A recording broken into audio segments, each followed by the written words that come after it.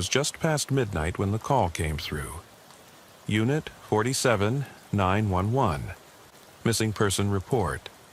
Elderly male, vehicle abandoned on Riverbank Road at mile marker 14. Caller is Henderson. Reports he can't reach his father since sundown. I shut down my coffee cup, tucked it into the console, and flipped on the overhead lights. I'm Officer Jenna Morelli, badge 3127, Northwood County Sheriff's Office. Tonight, I answered solo. Wilson's still tied up on that alarm at Cedar Grove. I eased onto the gravel shoulder, the cruiser's tires crunching underfoot, and killed the engine. The highway behind me was silent except for my own breathing. I clicked my maglite on. Its beam cut a path through the fog clinging to the pines. A half-mile down the road, I spotted the Wrangler parked crooked, one tire sunk low into the damp earth. Its headlights were still on, casting long, jaundiced shadows across the underbrush. Locking my door, I slipped out and snapped on my radio mic. "Dispatch, I'm on scene. Vehicle is secured, lights are active, no sign of the subject outside yet." My voice sounded too loud in the quiet night. The Wrangler's door was ajar. Inside, a battered leather jacket, dark green, army surplus, hung on the headrest. A silver flask lay on the passenger seat, half buried in leaves. I crouched, my boots sinking slightly into mud, and picked it up. No fingerprints, just my own reflection in the dented metal. I circled the Jeep, flashlight dancing over cracked vinyl and shredded floor mats. On the back floor, a folded letter slipped from under the seat. I opened it, one-handed. June 3rd, 1998, Springfield, Vermont. The ink was faded. A memory flashed. Headlines of a body found in those woods years ago. I snapped the letter closed, heart thumping. Henderson's voice crackled. "Officer, Dad was headed to our cabin. He's 72. He can't hike more than a quarter mile before he starts coughing." I swallowed and pointed my light toward the tree line. Pine needles carpeted the ground, broken only by my own footprints. No other tracks for yards. I flicked on my scanner. Static. "Dispatch, backup ETA 8 minutes, came back, voice muffled. Caller reports hearing odd noises on scanner, like whispers. My pulse quickened. I stepped off the shoulder and into the gloom, branches scraping my jacket. The air tasted of wet earth and gasoline. Odd mix. Ahead, I saw a cooler, half buried near a fallen birch. I crouched, radioing. Found a cooler, no sign of Henderson Sr. yet. My light lingered on its latch, no footprints around it. That smell, damp meat, or rotting leaves, couldn't tell. Deeper in, fog hugged the forest floor. I heard a soft groan, low and human. My heart rate climbed. "Sir?" I called, voice steady but firm. "If you can hear me, say something." Silence. Then a twig snapped. I whirled, beam slicing through dark. Nothing but trees. My breath hitched. Suddenly, the ground shifted beneath me. I almost stumbled over a hidden root. My light found 2 boot prints, size 10, unlikely for a 70-year-old. Fresh. My stomach knotted. I drew my sidearm, magazine clicking home. Every sense flared. I moved toward the prints, careful, methodical, every training drill kicking in.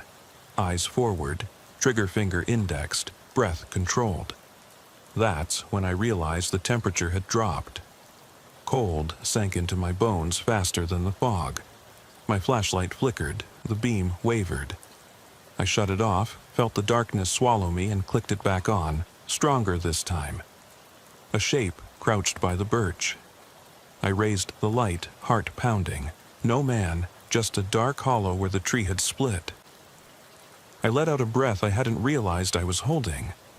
Then I heard it, a whisper, so close I felt it brush my ear. "Don't follow." My blood ran cold. I spun, light sweeping the circle around me. Nothing. No Henderson, no sun, no stray animal. just fog and trees. The forest resumed its hush, as if daring me to move. I patted my vest, thumb grazing my radio. "Dispatch, I need you to stay on channel. I'm proceeding, but something's off." The only reply was static. I swallowed hard, squared my shoulders, and took a single step deeper into the woods, every sense straining. I stepped off the beaten path and into the trees, every sense on high alert. The muffled whoosh of fog through the branches was the only sound I could hear, until the whisper came again, faint but unmistakable. "Stop." My hand tightened on the grip of my pistol.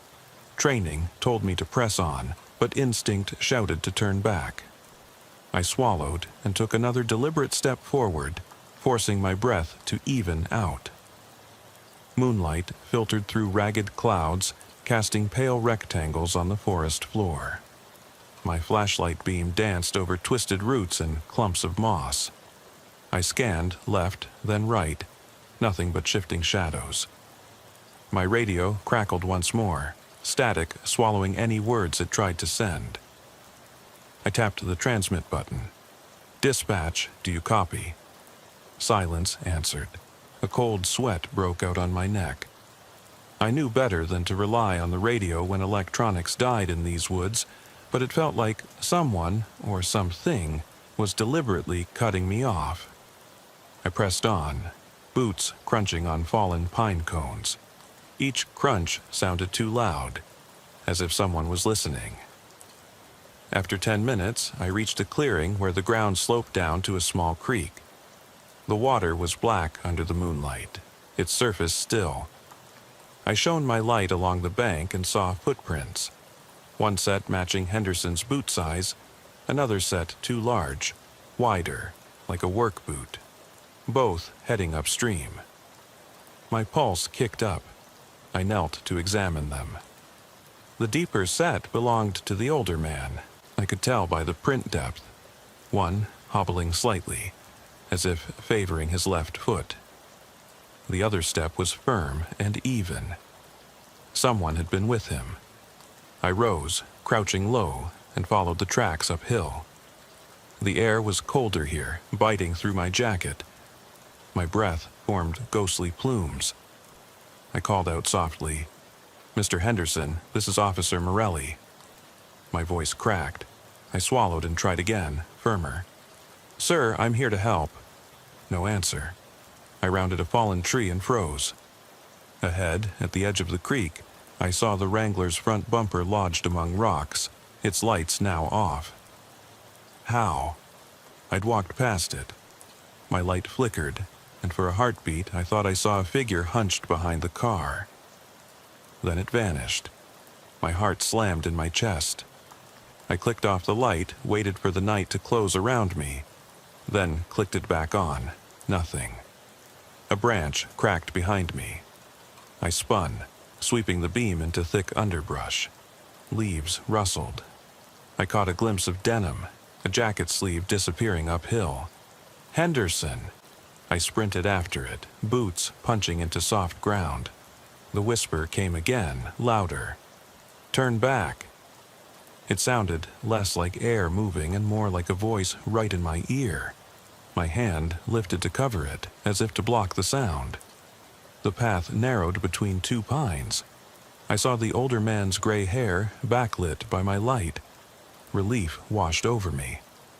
I called, "Sir, hold up!" He didn't turn. I closed the distance carefully, rifle raised, ready to grab his arm. Just as I reached for him, he whipped around, eyes wide, the kind of wild panic I'd only read about. He took off through the trees. Instinct snapped in me and I chased, pushing branches aside, feet slipping on wet leaves. I followed his figure weaving through the trees until I burst into another clearing. The older man stood in the middle, chest heaving. His cane lay at his feet.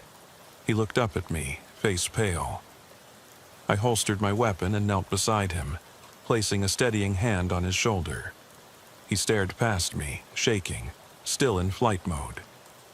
"Sir, we need to get you back to the road," I said, voice gentle but firm. He didn't respond. I glanced around. At the edge of the clearing, moonlight illuminated a series of handprints smeared across saplings. White, chalky prints, smeared downward as if someone had felt along the bark. I pointed toward them. "Do you know what those are?" The man's gaze followed, but he only swallowed, lips trembling.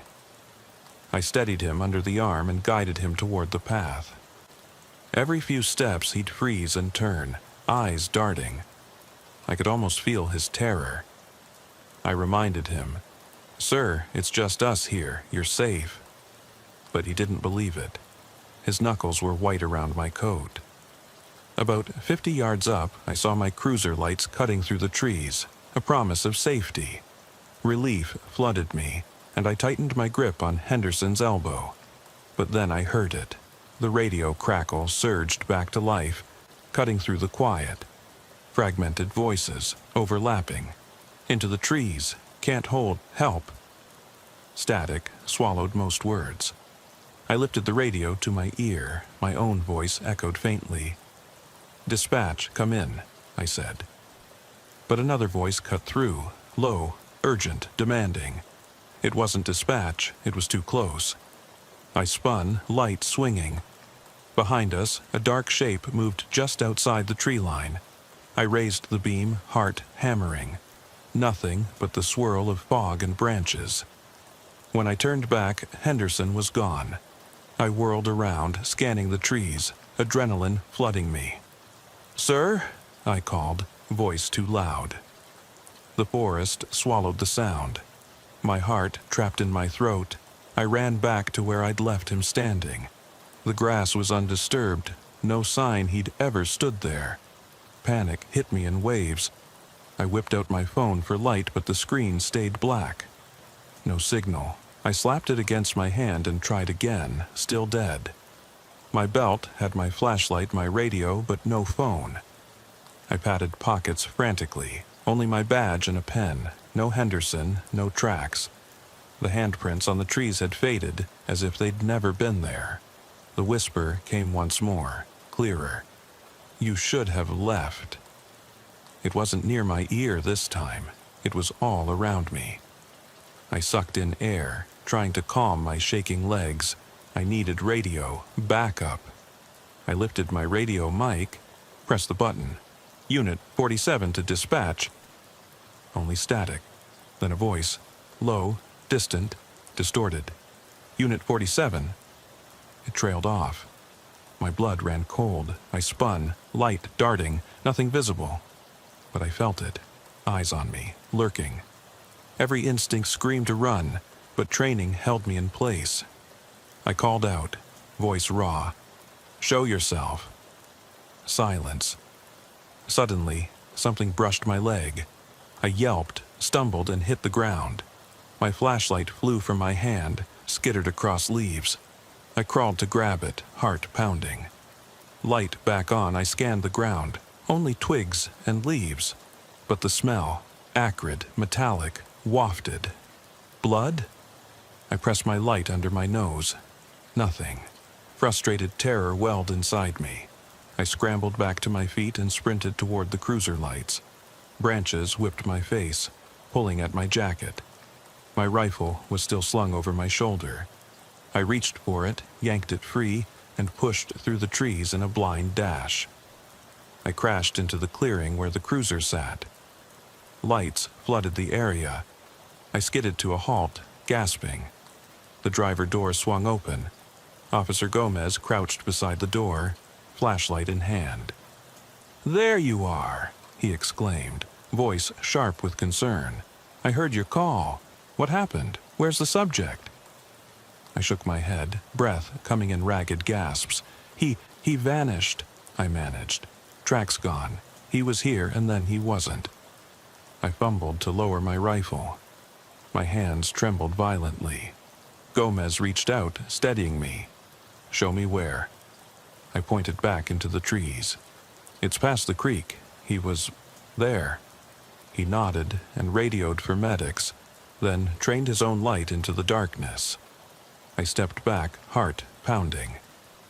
As the medics approached the scene, I watched the beam of their flashlights dance over empty ground. No sign of Henderson, no handprints, no footprints. Only the chill of night and the whispering wind. My mind raced. Had I imagined it?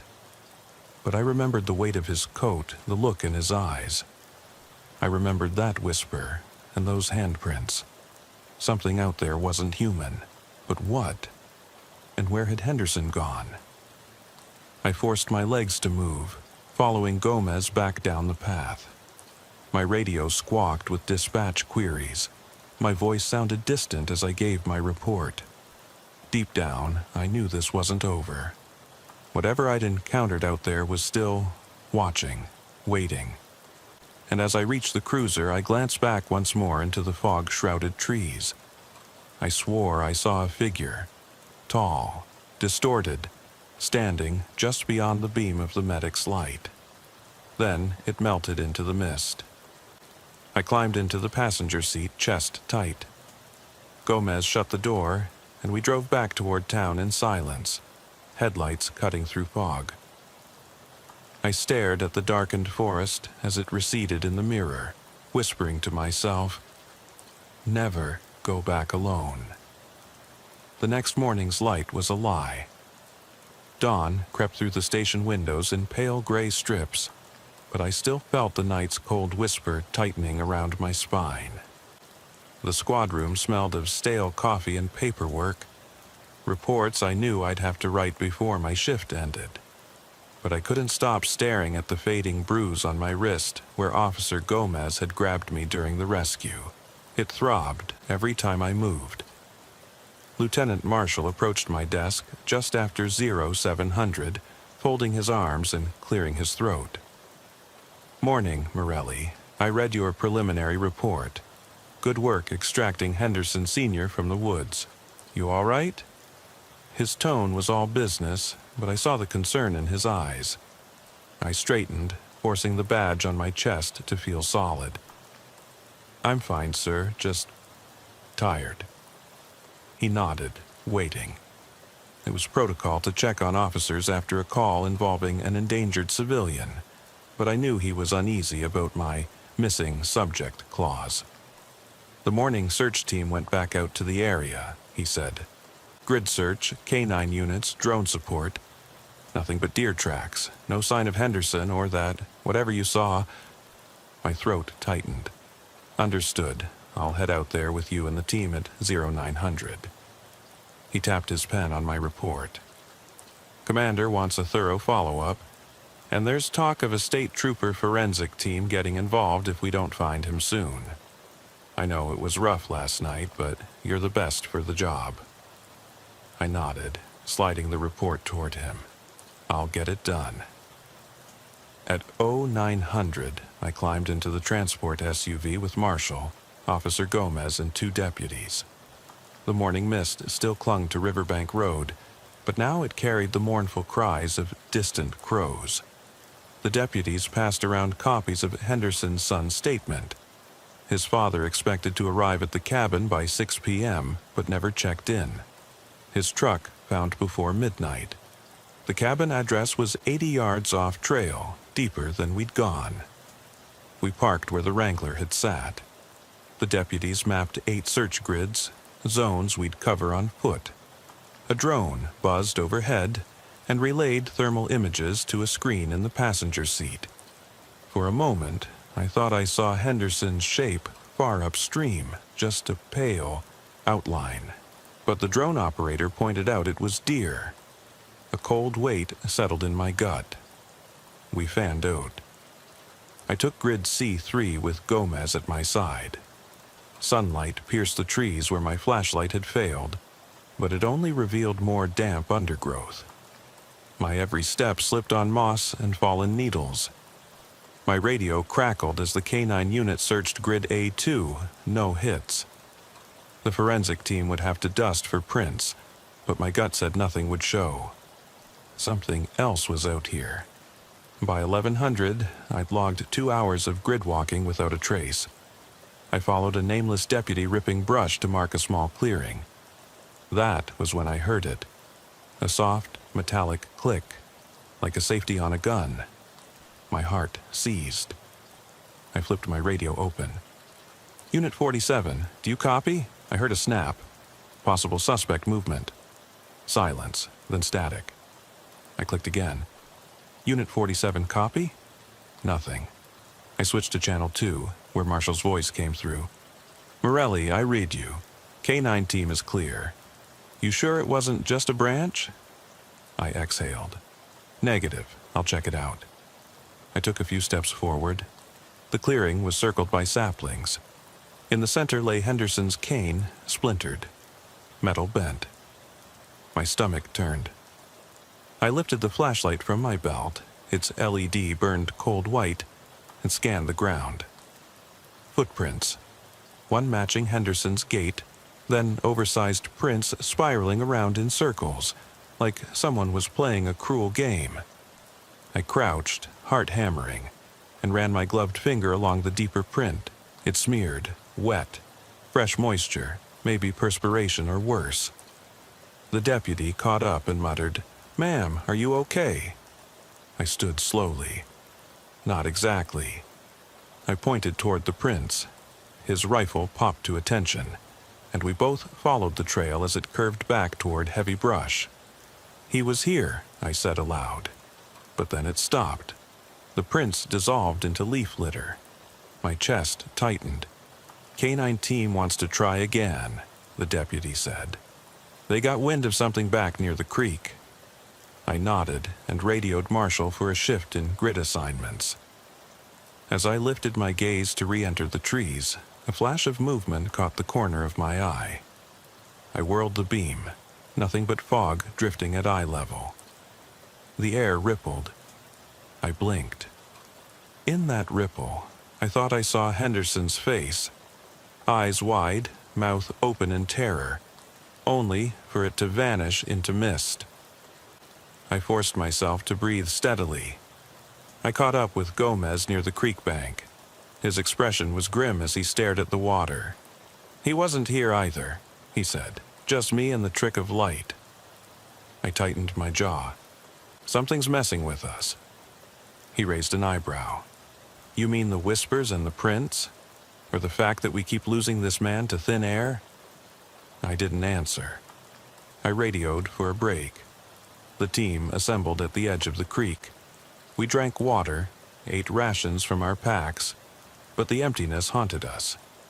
Not one of us voiced it, but I saw it. The fear that we'd find nothing. No body, no clues, just that dark hush pressing against our ears. By 1400, sunlight had shifted, shadows creeping along the creek. I volunteered to follow the bank upstream. 20 yards in, water pooled around a fallen tree. There, carved into the wet bark, were initials. H.F., not Henderson's handwriting. Someone else had been here long ago. Beneath it, deeper gouges formed a circle about a foot across. I shined my light. It revealed slick sap mixing with rust-colored streaks. Old blood, I thought, then realized with a sick twist, fresh reddish tint to it. I radioed for marshals to secure the line. "Possible biohazard," I warned. As Marshall and the medic approached in hazmat gear, I shivered. The whispers returned, soft, slithering. "Find me." They seemed to come from the earth itself. Goosebumps traced my arms. The medic knelt, took samples. Marshall barked orders. "Deputies, sweep this sector. Morelli, you guide me back to the cabin site. See if you missed anything." I nodded, masking my unease with duty. We retraced steps uphill.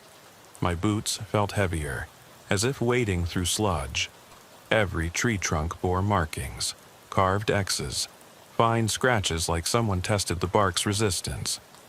In one cluster, 3 scratches formed a perfect triangle. My pulse spiked. I snapped photos with my phone. Thankfully, camera still worked. I felt compelled to document before someone tried to deny it. We reached the clearing where I'd last seen Henderson standing. The grass was trampled in a rough circle. Scorch marks dotted the earth, like foot-length embers had fallen and died. Heat still radiated faintly under my palm. "This place is contaminated," the medic said, eyes wide. "Get back." I backed up, mind racing. "Any sign of him?" I asked. She shook her head. "We'll cordon this area off till the state team arrives." That afternoon bled into evening. By shift's end, we had a perimeter, bio team scheduled, deputies holding back curious onlookers. I filed another report, pages of scratchings, blood, samples, echoing whispers. I stapled the pictures inside. My fingerprints tingled as I signed. Back at the station, the fluorescent lights felt harsher than the moon. My work area was piled with logs, Henderson file, K9 unit logs, drone footage transcripts. My uniform reeked of wet earth. I stripped it off at my locker, feeling the clasp of my badge loosen almost like a noose. I closed my eyes and remembered the whispers. Headlights sliced through my eyelids as I recalled the figure at the tree line. Something had joined us. It wasn't Henderson. It wasn't human. I felt its gaze in the station lobby on the way to the restroom down the hall. I glanced over my shoulder. Empty corridor. Lieutenant Marshall found me staring at the blank wall. "You can head home," he said softly. "Get some rest." I nodded, grabbed my bag, and said nothing more. I didn't want to admit I couldn't sleep. At home, silence was worse than my station. The clock on the wall ticked too loud. I paced the living room, uniform still in my bag. I sat at the kitchen table, poured water, half a glass only. A single drop tremored off the edge and hit the wood with a hollow tap. Tap, tap, tap, too rhythmic. I stood, rubbed my temples. The whisper echoed in my skull. "Find me." I shouldn't have stayed, but I'd woken before dawn, keys in hand. Something pulled me back to the station. I drove through empty streets to Riverbank Road. My cruiser sat where I'd left it, lights off, engine cold. I killed my own headlights before turning off the engine. The fog was back, thicker than ever. I climbed out, radio in hand. "Unit 47? Anyone copy?" Static. I clicked to channel 2. "Marshall, all units secure for night." My own voice crackled back. "Copy." I pocketed the radio and followed my flashlight down the same gravel shoulder. My breath came in foggy puffs. I passed the Wrangler's spot, empty field now, no vehicle. The cabin path lay silent. Goosebumps raised on my arms. I placed a hand on a sapling, the same tree with HF carved in bark. My fingers traced the initials. Someone had been here with Henderson. Someone who didn't want him found. Or worse, someone who never left. I heard a low moan from upstream. Train ahead of my boot. I moved silently toward the creek. The water was mirror black. I swept the light along the bank. No footprints, no prints. Only that sap-stained carving, now glistening wet. I knelt and splashed water on it. The carving flushed red as if bleeding. I jerked back, heart hammering. I pressed my palm against the bark. It was warm, as if something just stepped away. A breeze rustled overhead, carrying a single word. "Follow." I obeyed. Deep into the woods I went, until the trees closed behind me and the moon vanished. My flashlight flickered. I heard branches shift, heavy footsteps circling. Every instinct screamed to run, but I couldn't muster the strength. A voice, raspy, desperate, whispered directly into my ear, "Find me." My chest rattled as realization washed over me. I was hunting something that had been hunting me. The blade-sharp panic that seized my throat forced me to call out, "Who are you? What do you want?" Silence.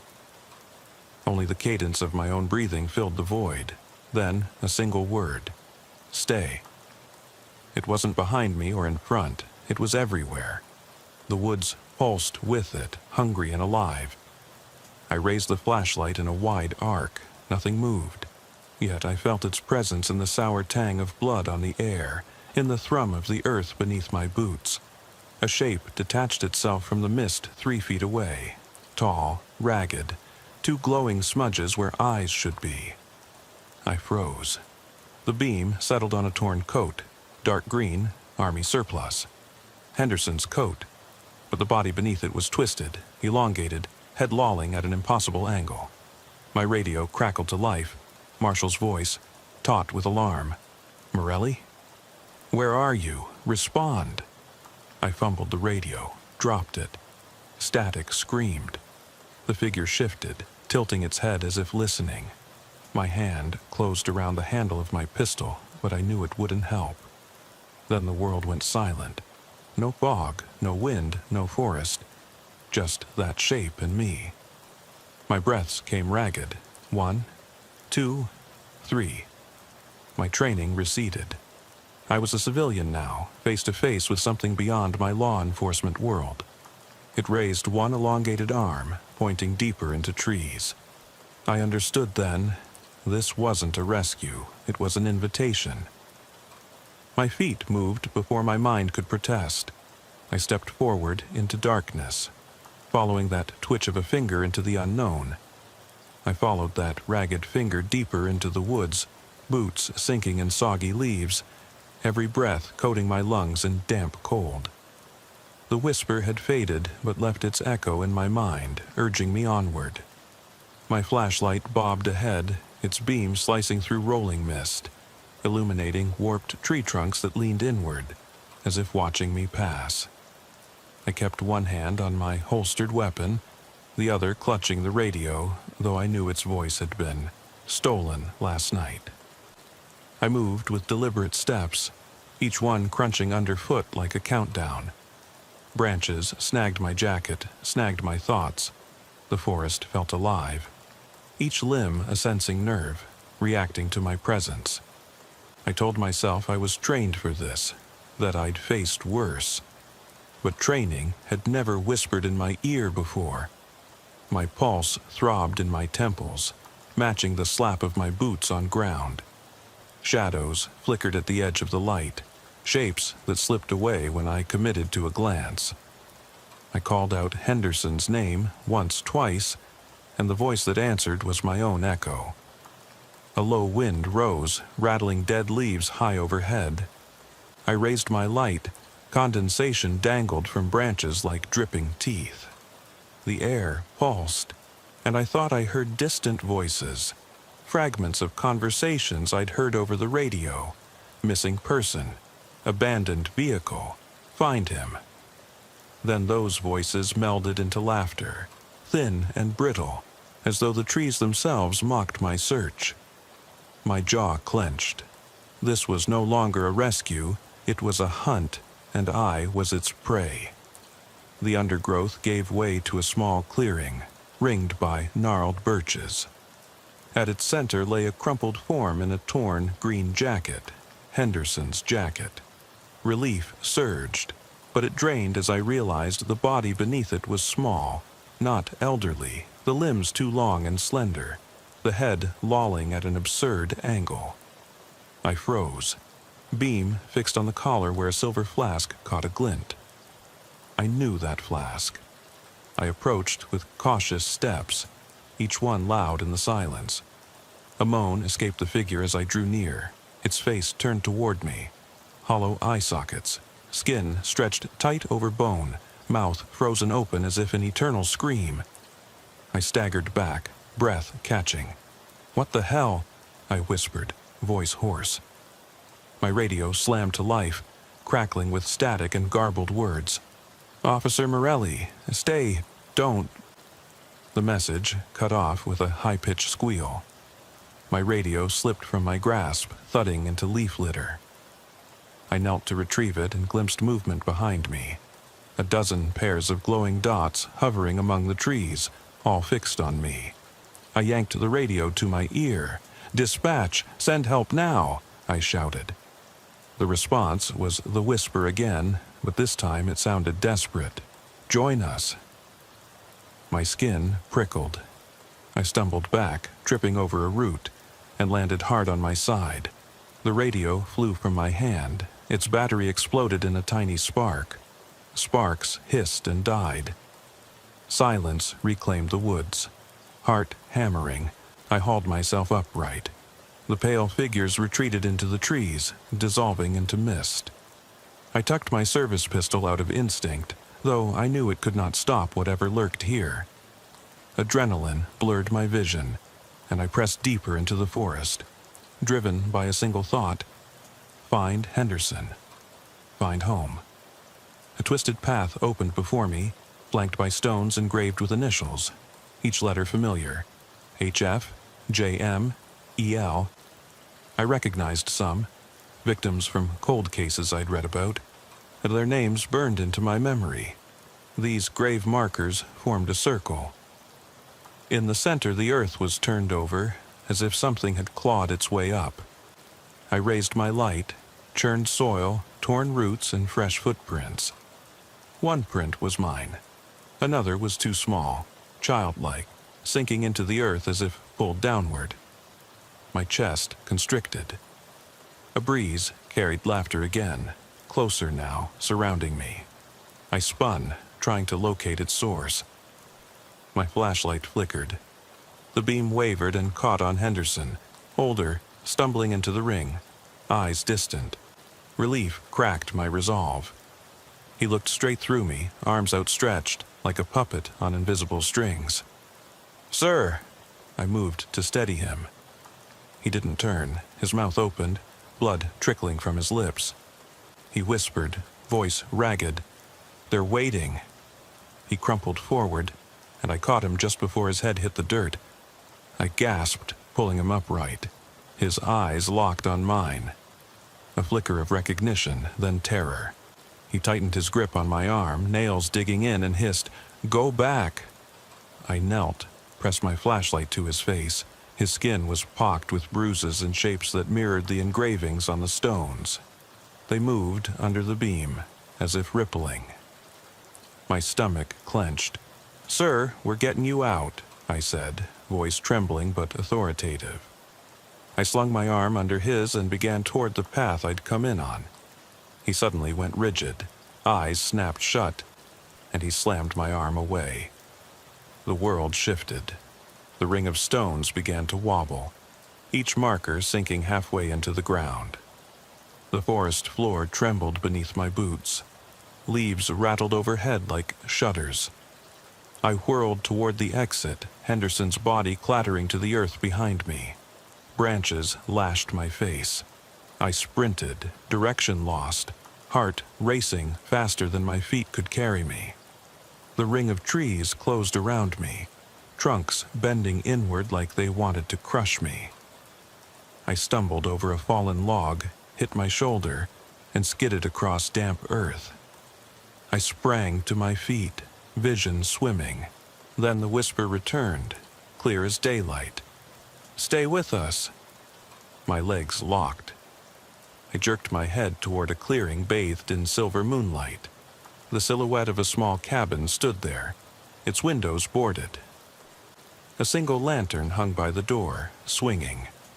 I recognized the cabin from the letter's address, the one Henderson had headed to. Salvation or trap? My instincts warred. Go in, check for survivors, or run.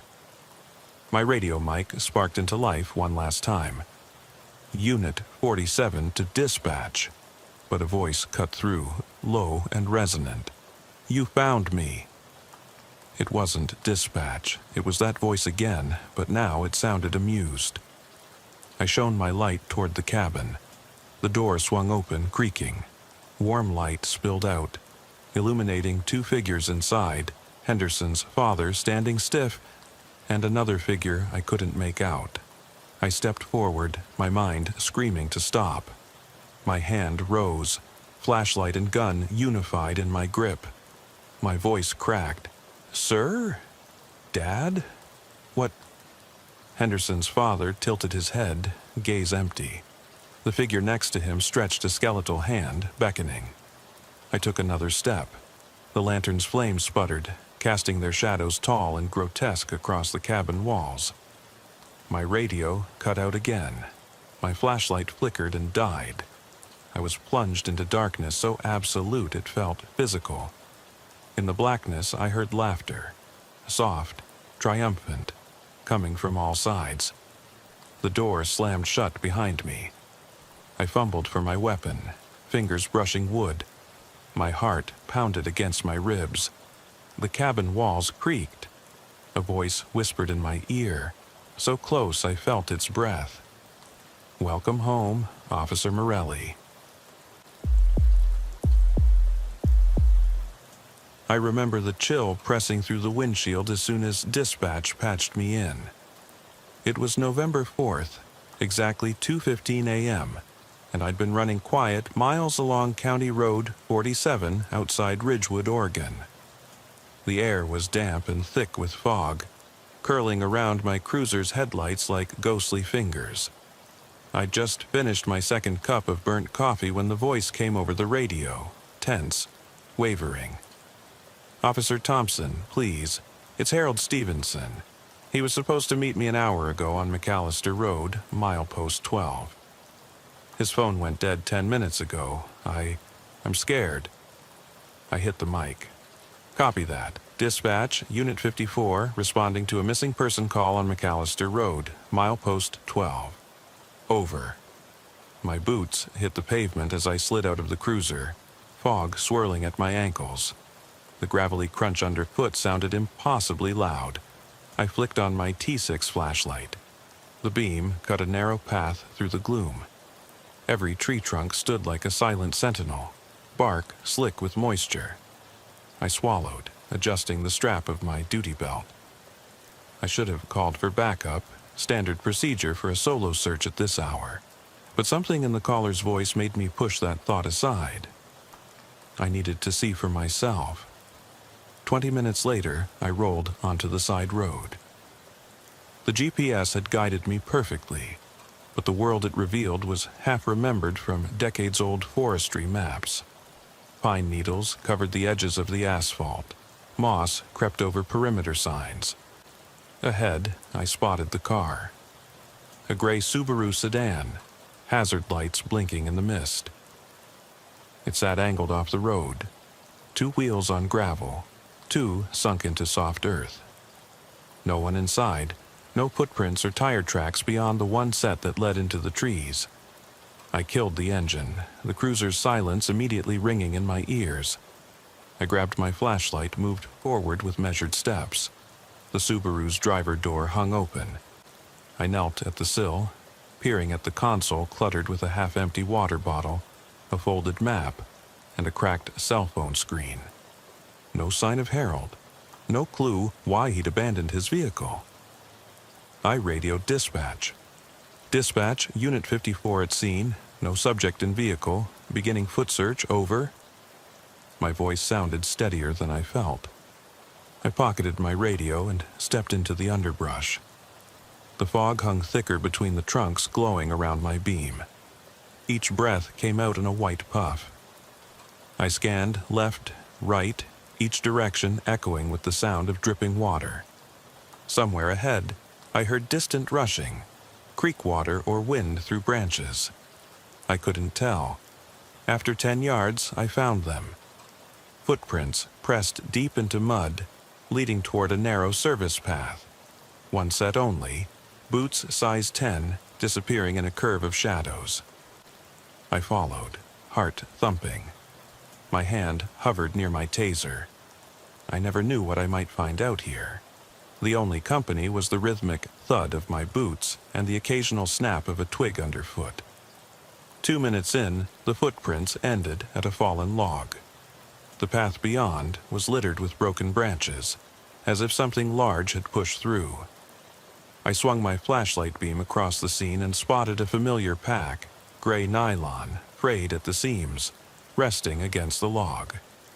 Next to it lay a flashlight half buried in a shallow puddle, lens spiderwebbed. The words Harold Stevenson were embroidered on a small patch. I swallowed hard, unease crawling up my spine. I reached for the pack. My fingers brushed damp straps. I lifted it and felt the weight shift, empty. No tools, no water. I clicked my tongue, shaking my head. Why abandon it? Why leave everything behind? Questions flared as I spun to retrace my steps back to the car. That's when I heard it. A whisper so soft I thought the wind had spoken. "Officer." I froze, torch aimed at the darkness beyond. The fog wavered and the whisper came again. "Over here." My pulse accelerated. I called out, voice firm despite shaking. "Harold, is that you? Show yourself." Silence, then the whisper once more. Closer now, urgent. "Help." The beam caught movement, just a flicker between two pines. I took a step forward, leaves rustled. My brain screamed to back away, to call for backup, to flee the woods entirely. But I pressed on, flashlight swinging in a tight arc. The whisper stopped. Everything held its breath. I rounded a tree and saw a figure hunched beside the trail, half hidden. Relief and dread knocked at once. I shone the light full on him. Harold's wide eyes staring back, face pale as fog. He looked injured, but alive. I moved closer. "Harold, you okay? What happened?" My voice wavered. He raised a bloody hand, mouth cracked. He opened his lips, but no words came, just a rasping breath. I reached to help him up, but he collapsed, arms flailing. I braced him, scanning for wound, but there was no blood on his coat. Strange. I carried him a few feet to more level ground, checking his jacket pockets for phone, ID, anything. Nothing. His body was ice cold, and his skin glistened like damp stone. Then behind me, a soft crunch. I spun, shining the beam down the trail, empty. The fog swirled where footprints had vanished. The radio on my belt crackled once, static, then silence. I clicked it, pressed talk, no answer. Turning back, Harold was gone. The pack lay in the mud. My heart pounded so loud I could taste it. I called his name, louder this time. The woods swallowed it whole. Panic seeped into my chest.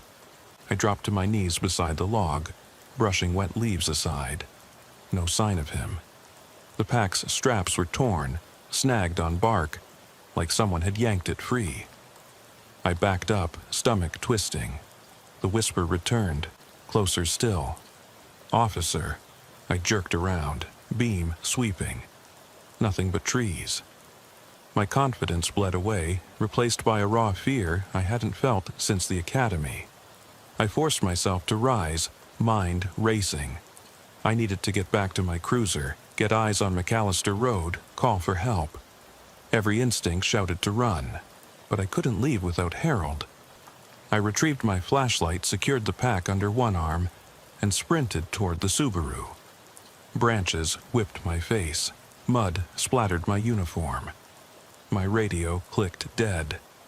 As I broke through the tree line, I spotted the Subaru's brake lights flicker, though I knew I hadn't touched the switch. My chest tightened. I dove into the cruiser, slammed the door. Fog blanketed the windshield. No headlights glowed behind me, but I felt them. I turned the key. The engine roared to life. I rubbed my forehead, breath ragged. Reaching for the radio, I tried dispatch again. "Dispatch, Unit 54. Urgent. Need immediate backup. Possible missing subject down. Radio's dead. Can't..." Static swallowed me. I slammed the cruiser in gear, tires spinning on wet asphalt. As I pulled onto McAllister, I dared a glance in the rearview mirror. Nothing. Only the fog trembling. But in my peripheral vision, a flash of movement, a silhouette at the tree line, watching. I flicked my lights on high, it vanished. I didn't stop to question what I'd seen. I floored the accelerator, tires screaming, until the darkness swallowed me and the road stretched on, empty and silent. I didn't dare glance back again as I barreled down McAllister Road, but the image of those pale eyes burned in my mind. My shoulders ached from squeezing the wheel so tight, and my uniform felt soaked through with sweat despite the chill. Every muscle tensed for some unseen force to lunge at the cruiser, to claw at me through the fog. But the road remained empty. Milepost markers slipped by in a blur. Pines loomed like silent sentinels as I hurtled toward Ridgewood. Radio still dead, cell signal non-existent. When I reached the edge of the town, I switched off the high beams and slowed to a crawl. Less to avoid wildlife, and more to calm my racing heart. Street lamps flickered, one every few blocks, casting ellipses of weak light on wet asphalt. I pulled into the station parking lot at 2:57 a.m., slammed the door, and ran toward the entrance, keys still in hand. The fluorescent foyer glowed harshly through glass doors. I yanked them open, my badge and flashlight forgotten on the cruiser's seat. The dispatcher's voice startled me from the desk. "Unit 54, you're back earlier than expected. Everything okay?" She sounded cautious. I felt exposed, like someone had seen me naked. "Radio's out," I panted. "I lost all comms in the woods. I found Stevenson's Subaru, then something happened." My voice dropped. I couldn't bring myself to say what. She pressed a button, and a muted speaker crackled. "Back up en route. Lieutenant's waking up the sergeant." Her eyes narrowed when she saw my face. "You look like hell. Medical need?" I forced a shake of my head. "I'll be fine. I need to review forestry cam footage and call the Stevensons." The sergeant appeared then, yawning, dark circles under his eyes. He'd been on call, sleeping in his office. He flipped on a desk lamp. "Thompson, you okay?" "Not really," I admitted. "Call went south. Subject vanished. Something else out there." I rubbed my temples. "I need every resource on McAllister Road." He listened quietly, then nodded. "I'll assign patrol car 22 to grid search. You sit tight, get warmed up, and come brief me in 10. His tone was matter-of-fact. He'd seen missing person calls turn strange before, but nothing quite like this. I retreated to the evidence room where the old desktop monitored forestry cameras. 4 live feeds, roads branching off the highway, grainy black and white stills updating every 15 seconds. I thumbed through timestamps around 2:20 a.m. One camera on the fallen bridge showed the Subaru rolling into frame at 2:22 a.m., lights on. At 2:25, lights went dark. At 2:27, 2 lights, mine and the Subaru's, passed under the overhang, then nothing. No sign of a figure, no movement, just blank road. I rewound again, slower, frame by frame. At exactly 2:28, a faint shape crossed in front of my beam, a dark blur, too quick to identify. I paused, fingers trembling. The shape flickered, then gone. My breath caught. I played that segment 3 more times. Same thing. A shadow, stepping into the flash, then pulling back. I checked the camera on the side path, but its angle was too high. I couldn't see the exact spot where I'd found Harold's pack. I adjusted settings, brightness, contrast, hoping to locate footprints or a second figure. A pause of static on the monitor, then the path stretched empty. A knot tightened in my gut. I closed my eyes, pressed a hand to the screen. "Tell me what you want me to see," I whispered. Nothing answered. A knock at the door jolted me. Car 22's crew, Officer Ortiz and Deputy Caldwell, stepped in, flashlights, rifles slung.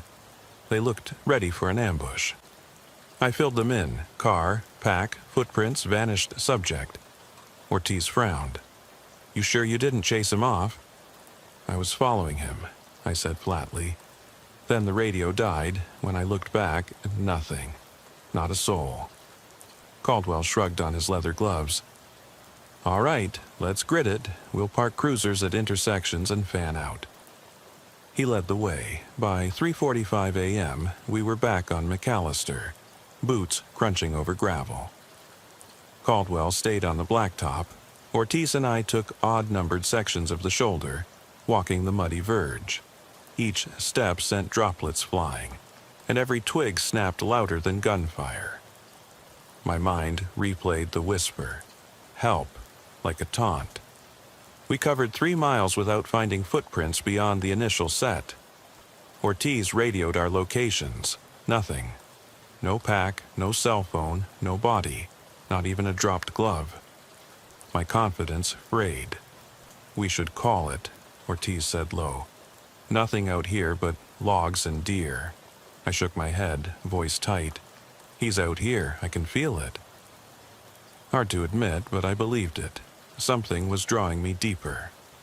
Ortiz clasped my shoulder. Take 5. We huddled at the edge of the woods, breath misting. I halted Ortiz's patrol, asked him to stay with Caldwell and search the east side.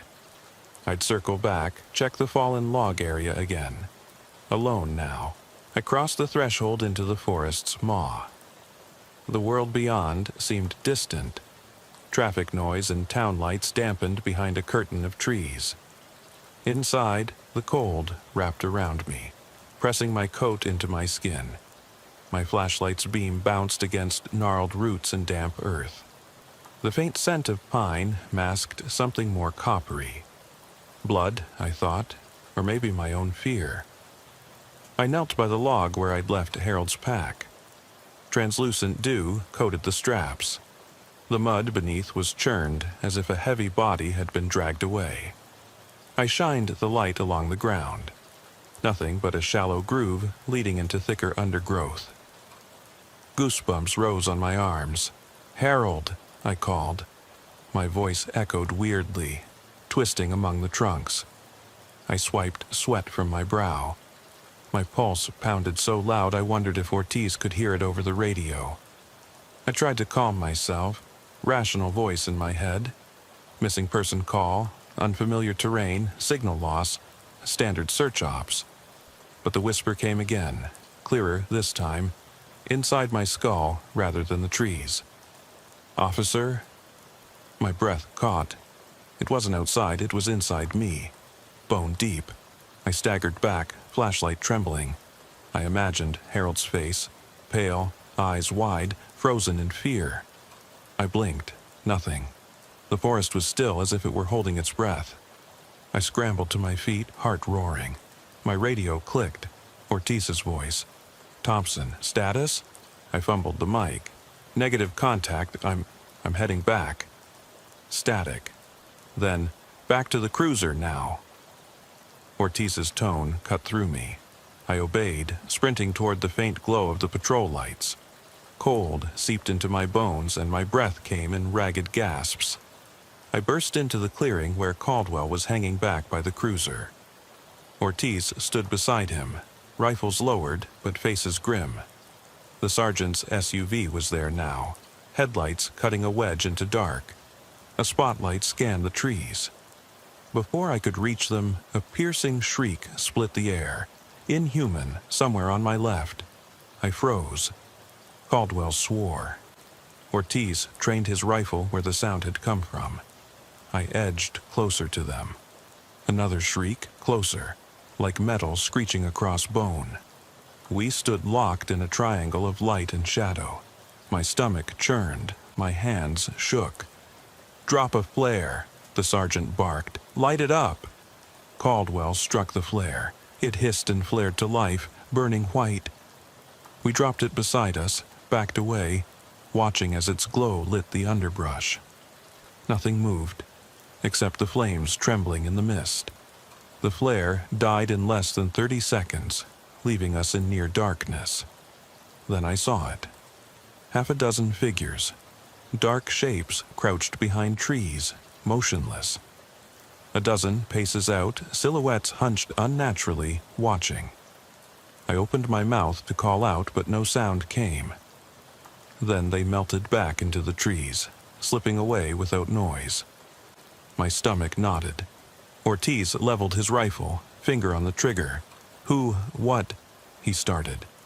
There's no human way they moved, I breathed. Too fast. My voice cracked. I realized I was rocking on my heels, trapped between disbelief and terror. The sergeant barked orders, "Fall back! Everyone back to the station, now!" We ran, boots pounding mud. Every shadow seemed alive. Every tree reached for us. I glanced back over my shoulder. No headlights trailing us, no backup behind. Just the empty trail receding, silent but watching. At the cruiser, Caldwell jammed the door open. I dove inside, slamming it shut. Ortiz leapt in after me and the sergeant hit the ignition. The tires spun, then caught. We tore out of the woods, leaving the path and its horrors behind. We didn't speak until the cruiser rolled into the station lot again. Under yellow security lights, Caldwell exhaled, leaning his head against the seat. Ortiz exhaled too, eyes glazed. The sergeant jumped out, radio raised. "Dispatch, this is Unit 54. We're secure. We need medical support. And where the hell is SWAT?" I sat there, shoulders shaking. My world had cracked. The missing man, the whisper in my head, the figures in the trees. None of it added up. Yet I'd seen it, felt it, and worse, heard it inside me. They asked questions, but I couldn't answer. My throat closed. My legs refused to carry me to the station's briefing room where they waited. I turned off the engine, grabbed my flashlight and walked away. Into the station, into the harsh glare, leaving the dark road and its empty watchers behind, but carrying them inside myself. I didn't sleep that morning, or the next, and I still wake in the middle of the night with the echo of that shriek, the whisper tickling my ear. "Officer." I spent the next 24 hours shuffled between my desk, the sergeant's office, and the evidence room, but all I could think about was that forest. I tried to eat, stale donuts and coffee that burned my throat, but even food tasted like ash.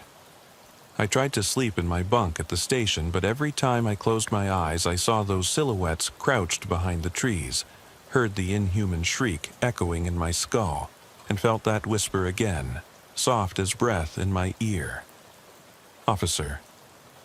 Around midday, I forced myself to shower and change into a fresh uniform. The fabric felt strange, too crisp, too clean. I pinned my badge on and caught my reflection. Pale face, haunted eyes, dark circles so deep they looked bruised. I splashed water on my cheeks and stared until the edges of my vision blurred. Then I told myself to move on. File the report, brief the lieutenant, let something else command my attention. Lieutenant Ramos called me into his narrow office at 2 p.m. He closed the door behind me and slid a folder across his desk. Inside were the CAD logs, radio transcripts, and a still from the forestry camera showing the Subaru's headlights fading into the mist. He studied me over the rim of his coffee cup. "Thompson," he said quietly, "SWAT and search teams found nothing. Forestry logged no traffic that night. Cell providers have no ping on Stevenson's phone. You got anything?" I took a breath. My mouth was dry. "I saw something," I began. "Figures, not human. They moved through trees faster than any person could. And I heard Harold's voice, but..." I trailed off, shame burning in my chest. He set his cup down. "This is a missing person investigation, not a ghost story." His tone wasn't dismissive. It was pragmatic. He'd been on the force long enough to know I fumbled the mic. "Negative contact, I'm heading back." Static. Then, "Back to the cruiser now." Ortiz's tone cut through me. I obeyed, sprinting toward the faint glow of the patrol lights. Cold seeped into my bones and my breath came in ragged gasps. I burst into the clearing where Caldwell was hanging back by the cruiser. Ortiz stood beside him, rifles lowered but faces grim. The sergeant's SUV was there now, headlights cutting a wedge into dark. A spotlight scanned the trees. Before I could reach them, a piercing shriek split the air, inhuman, somewhere on my left. I froze. Caldwell swore. Ortiz trained his rifle where the sound had come from. I edged closer to them. Another shriek, closer, like metal screeching across bone. We stood locked in a triangle of light and shadow. My stomach churned, my hands shook. "Drop a flare," the sergeant barked. "Light it up." Caldwell struck the flare. It hissed and flared to life, burning white. We dropped it beside us, backed away, watching as its glow lit the underbrush. Nothing moved, except the flames trembling in the mist. The flare died in less than 30 seconds, leaving us in near darkness. Then I saw it. Half a dozen figures. Dark shapes crouched behind trees, motionless. A dozen paces out, silhouettes hunched unnaturally, watching. I opened my mouth to call out, but no sound came. Then they melted back into the trees, slipping away without noise. My stomach knotted. Ortiz leveled his rifle, finger on the trigger. What? He started. "There's no human way they moved," I breathed. Too fast. My voice cracked. I realized I was rocking on my heels, trapped between disbelief and terror. The sergeant barked orders, "Fall back! Everyone back to the station, now!" We ran, boots pounding mud. Every shadow seemed alive. Every tree reached for us. I glanced back over my shoulder. No headlights trailing us, no backup behind. Just the empty trail receding, silent but watching. At the cruiser, Caldwell jammed the door open. I dove inside, slamming it shut. Ortiz leapt in after me and the sergeant hit the ignition. The tires spun, then caught. We tore out of the woods, leaving the path and its horrors behind. We didn't speak until the cruiser rolled into the station lot again. Under yellow security lights, Caldwell exhaled, leaning his head against the seat. Ortiz exhaled too, eyes glazed. The sergeant jumped out, radio raised. "Dispatch, this is Unit 54. We're secure. We need medical support. And where the hell is SWAT?" I sat there, shoulders shaking. My world had cracked. The missing man, the whisper in my head, the figures in the trees, none of it added up. Yet I'd seen it, felt it, and worse, heard it inside me. They asked questions, but I couldn't answer. My throat closed. My legs refused to carry me to the station's briefing room where they waited. I turned off the engine, grabbed my flashlight and walked away, into the station, into the harsh glare, leaving the dark road and its empty watchers behind, but carrying them inside myself. I didn't sleep that morning, or the next, and I still wake in the middle of the night with the echo of that shriek, the whisper tickling my ear. "Officer." I spent the next 24 hours shuffled between my desk, the sergeant's office, and the evidence room, but all I could think about was that forest. I tried to eat, stale donuts and coffee that burned my throat, but even food tasted like ash. I tried to sleep in my bunk at the station, but every time I closed my eyes I saw those silhouettes crouched behind the trees, heard the inhuman shriek echoing in my skull, and felt that whisper again, soft as breath in my ear. "Officer." Around midday, I forced myself to shower and change into a fresh uniform. The fabric felt strange, too crisp, too clean. I pinned my badge on and caught my reflection. Pale face, haunted eyes, dark circles so deep they looked bruised. I splashed water on my cheeks and stared until the edges of my vision blurred. Then I told myself to move on. File the report, brief the lieutenant, let something else command my attention. Lieutenant Ramos called me into his narrow office at 2 p.m. He closed the door behind me and slid a folder across his desk. Inside were the CAD logs, radio transcripts, and a still from the forestry camera showing the Subaru's headlights fading into the mist. He studied me over the rim of his coffee cup. "Thompson," he said quietly, "SWAT and search teams found nothing. Forestry logged no traffic that night. Cell providers have no ping on Stevenson's phone. You got anything?" I took a breath. My mouth was dry. "I saw something," I began. "Figures, not human. They moved through trees faster than any person could, and I heard Harold's voice, but..." I trailed off, shame burning in my chest. He set his cup down. "This is a missing person investigation, not a ghost story." His tone wasn't dismissive. It was pragmatic. He'd been on the force long enough to know the difference between protocol and paranoia. "I'm assigning 2 detectives to interview the family again, check local hospitals, morgues. You'll support. Anything else is out of scope." I nodded. "Yes, sir." I spent the afternoon drafting memos, filling evidence tags for the flashlight and pack, and emailing State Patrol to see if they'd logged any activity on McAllister Road. My radio chirped to life only once, another call about a jaywalking miner downtown. The contrast between that mundane request and what I'd lived through felt jarring. I almost abandoned the file on my desk and sprinted back to the forest, but I didn't. I sat, staring at my keyboard, until hours passed and the sun sank low. At 7:30 p.m., I returned to my cruiser for the first time since that night. The station lot was empty. The lot lights buzzed overhead. I unlocked the door, climbed in, and let my gaze settle on the dashboard. The faded county sticker, the name Thompson etched on the door panel. The abandoned Subaru had vanished from CCTV, but this car, in its dull gray paint and worn seats, still anchored me to that moment. I turned the key. The engine throbbed. I drove slowly out the station gates, leaving fogless pavement for the dark highway. I aimed for McAllister Road without GPS, trusting memory. The street lamps ended at the county line. Beyond them, only darkness. I slowed to 15 miles per hour, scanning the shoulders.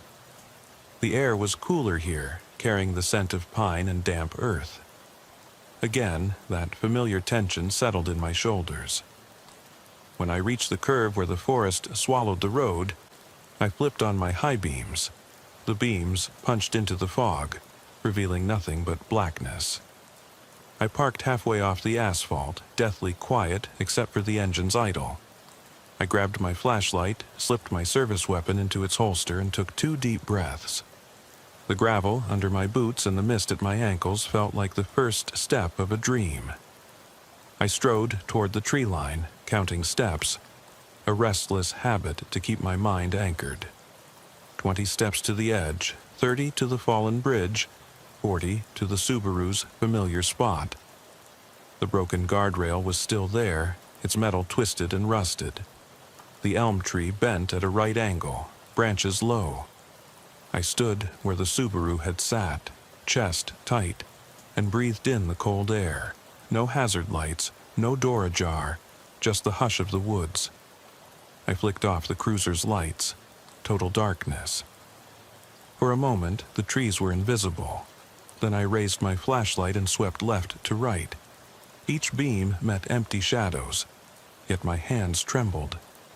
I edged forward until my boots sank in soft mud.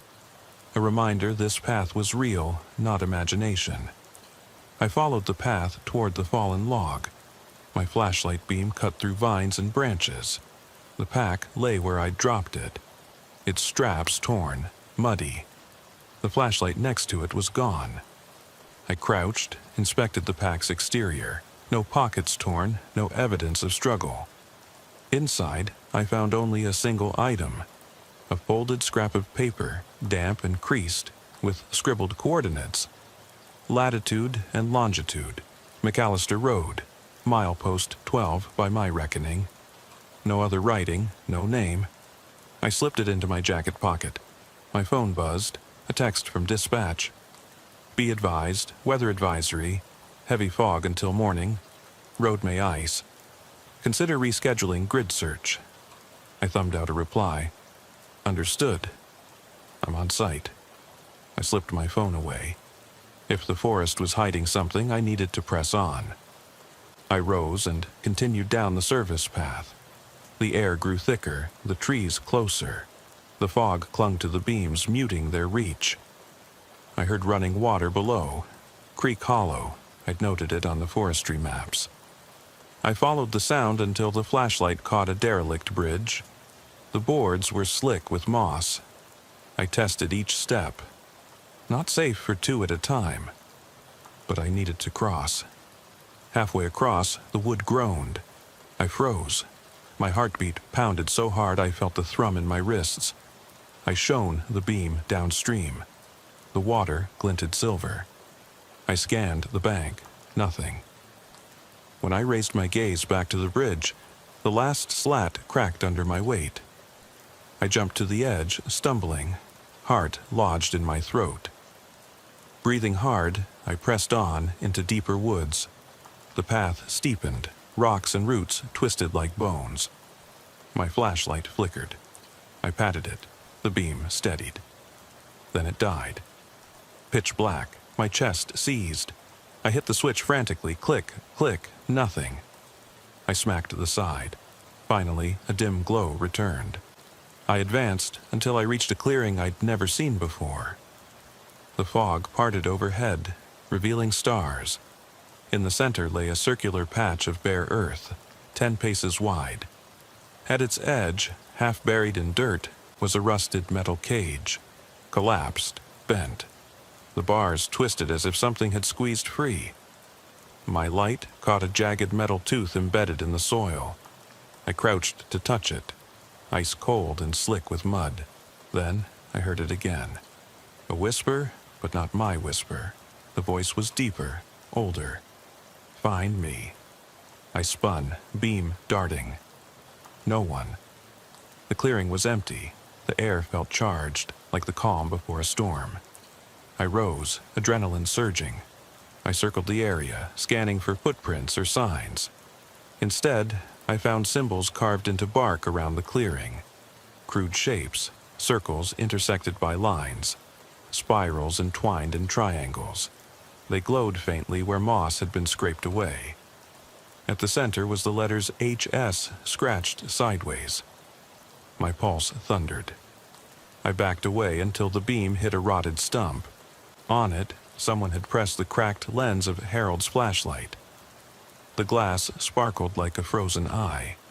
I knelt, reached for it, but my fingers recoiled. It was sticky with something dark. Sap? Or blood? My flashlight blinked out again. I dropped to one knee, panting. My radio crackled, but not with the dispatcher's voice. Static, then a faint echo of my own words. I need help. The speaker hissed, then went silent. I hauled myself to my feet and ran, branches clawing at my face, roots tangling my boots. The forest shifted around me. I tripped, fell, scrambled. I screamed, "Stop! Who's there?" But only my echo answered. Officer. At the edge of the clearing, I nearly collided with the pack I'd been carrying. It lay open, empty. My jacket, phone, and the scrap of paper were gone. The path behind me was gone too, replaced by dense undergrowth. Panic surged. I punched my chest, telling myself to breathe. I swiveled, searching for any landmark, the broken guardrail, the elm tree. But nothing looked familiar. The clearing swallowed me, concentric rings of trees, all identical. I pressed the torch against my palm, gripping it so tight my knuckles whitened. In the strained beam I saw movement.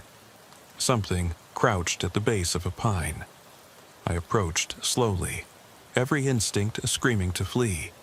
When I drew within hand's reach, I swung the light full on. Nothing but black moss and gnarled bark. Then the whisper behind me, close as breath. "Officer!" I ran. Branches tore my uniform. Twigs carved my face. The whispers multiplied, coming from every direction, faint and urgent. Help. Here. Find. My flashlight flickered, then died. I was engulfed in darkness, so complete it pressed on my eardrums. I screamed into the void and slammed a hand on a tree, clattering bark. My palms found a notch. Someone had carved letters. Run. I tore off in a random direction, arms outstretched. The ground dropped away. I stumbled down a slope. My leg gave and I fell, skidding on loose soil. I rolled, hit a rock, stars spinning overhead. Dazed, I rolled back up and stood. Moonlight glimmered through the canopy. I saw the passenger side taillight of my cruiser down the hill, a pinprick of red. Relief and dread clenched together. I ran toward it, boots pounding, until I burst onto McAllister Road. The taillight had gone dark. My cruiser was gone. In its place sat the Subaru, hazard lights blinking. My head snapped up. The engine idled. The door was open. I froze in the middle of the road. My breath came in ragged gasps. The town lights were miles away. From inside the Subaru came a creak, like someone shifting. My radio buzzed to life. Dispatch. Unit 54. Where are you? Respond. Relief and terror churned. I took a step forward, hand on the door handle. The whisper closed in on me. Officer. I opened the door. Under the Subaru's half-rotted roof, the air turned ice cold. The driver's seat sank under my weight, springs creaking like bones. I sat rigid, eyes locked on the empty passenger side. No Harold, no corpse, nothing alive. My hand hovered over the door handle, knuckles white, pistol clenched tight in the other. A single beam of moonlight cut through the windshield, striking the dashboard where the dash-comm light blinked red. I reached forward, thumb trembling, and shut off the recorder. In that instant, the car grew impossibly still. No engine hum, no distant sirens, just the faint drip of condensation off the windows. I tried the radio again, static, and then a voice so low I thought it was the Subaru itself. Officer Thompson. My stomach seized. I pressed the PTT button. Dispatch. My voice cracked. Unit 54. Do you copy? No reply, only the echo of my own plea. Behind me, the headrest shuddered. I spun. Two faces stared back at me, pressed against the rear window. Pale, glossy-eyed, mouths stretched wide in silent screams. Their hair drooped like wet rope. I slammed the beam of my flashlight across them. No movement, no breath, just empty masks. I slammed the door shut and locked it, fumbling for the keys that weren't in the ignition. My heart thundered. I realized the engine was off. I turned the key, nothing, no click, no whir. The Subaru had died. I yanked on the glove box, it swung open. Inside lay a single item, my badge. Cold metal, engraved Thompson. I froze. My uniform badge, not the Subaru owner's. How had it gotten there? The door handle rattled behind me. Officer, a whisper, soft, coaxing. It came from inside the glove box. I yanked it closed. Then the whisper was all around me, inside my helmet, under my skin. Here, with me. Panic flared. I yanked the pistol free, racked the slide. The action clicked, deafening in the sudden void. My hands shook, barrel aimed at the windshield. Shadows pooled beyond the glass. The fog billowed low, curling up over the hood like liquid ash. I backed into the seat, leg pressed against the door. My face burned, tears stinging. I thought of Harold, alone in the woods, vanished. I thought of the figures that weren't human, and I thought of my own reflection in the dark window. Hollow eyes, mouth hanging in a silent scream. Without warning, the Subaru lurched forward, not from me. I slammed on my boot, but the pedal pressed down against my leg. The car rolled into gear, creeping toward the forest entrance. The headlights stayed off. It was as if I'd died and the Subaru was driving itself home. "Stop it!" I shouted. The car obeyed, rolling back a foot, then forward again. The road curved into darkness. I fought the wheel, but it turned under me toward the trees. The whisk of branches against the windows. The scent of pine, damp and cloying. I yanked the pistol up, arms shaking. I aimed at the windshield. Enough! A single shot rang in the empty cabin. The bullet shattered the glass, tiny cracks snaking outward. Cold shards rained over me, but I swallowed the pain. I fired again. Bullet pierced the dashboard, lodged in the glove box. The whisper turned triumphant. Forever. Through the cracked glass I saw them.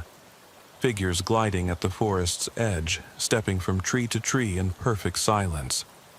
One reached out, branch-like arm extended. The Subaru's engine stuttered, then died. The car rolled to a halt at the forest entrance. The door, unlocked, popped open by unseen hands. I slid out onto slick pavement, pistol raised. Mud sucked at my boots. The fog thinned enough to reveal the tree line. Shadowy shapes waiting. A whisper curled around my ear, colder than death. "Find me." I took a step toward the trees. The figures melted back into darkness, beckoning. My breath fogged in front of me. My radio crackled one final time. "Unit 54. We have you on thermal. Come in." It cut off. I holstered my weapon and stepped into the fog. The night swallowed me whole. My last thought echoed through empty bones. Maybe I'm already lost. My boot heels sank into wet moss before I realized I'd stepped off solid ground. The fog swallowed me whole, folding light into itself until nothing existed beyond the beam of my dying flashlight. Behind me, the Subaru's open door glowed like a beacon, but I felt its pull as a trap rather than salvation. The whisper slithered along my spine. "Find me." And I realized it came not from outside, but from the hollow space behind my eyes. I forced myself forward, each step a negotiation with my own terror. The trees here bowed together, their trunks knitting into a living tunnel that led deeper into the unknown. My radio lay silent in my uniform pocket. The last squelch of static had died minutes ago. No backup, no town lights. Only the rhythm of my breath, ragged and shallow, and the soft slap of footsteps on damp earth. I followed the sound of running water, Creek Hollow again, though I couldn't recall exactly where it should be. The forest twisted around me, landmarks unrecognizable. Moss-clad roots formed jagged spines at my feet. My flashlight flickered, and for a heartbeat I saw dozens of pale faces pressed against the glass of a car I'd never driven, mouths frozen mid-scream. I swung the beam, but as soon as my light cut their faces whole, they vanished into the mist. "Harold?" My voice was a croak, a curse on my trembling throat. I stumbled, nearly colliding with a gnarled branch that arched like a hook. The whisper found me again, insistent. "Help me." No longer his voice, but a chorus. The voices of every missing person I'd ever logged on my desk. The static in my mind crackled like a siren. I kept walking, drawn by some impossible magnetism. The soil beneath turned to slick clay, threatening to suck me in. Then the path opened onto a clearing I recognized from that first night. The half-buried log, the circle of bare earth where the symbols were carved. But tonight the runes glowed with an inner light, phosphorescent and pulsing. The symbols spun like gears in a clock, and I felt my heartbeat jerk in time with them. In the center lay something new. A single shoe, worn leather cracked and caked with dirt. I knew it at once. Harold's hiking boot, the one he'd borrowed when scouting elk. Next to it, the scrap of paper I'd slipped in my pocket lay open in the mud, coordinates scrawled in my own block print. My hand clenched.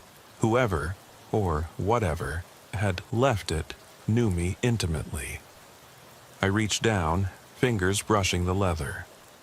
A surge of warmth bloomed at my fingertips, then pain, like a fever ignited under the skin.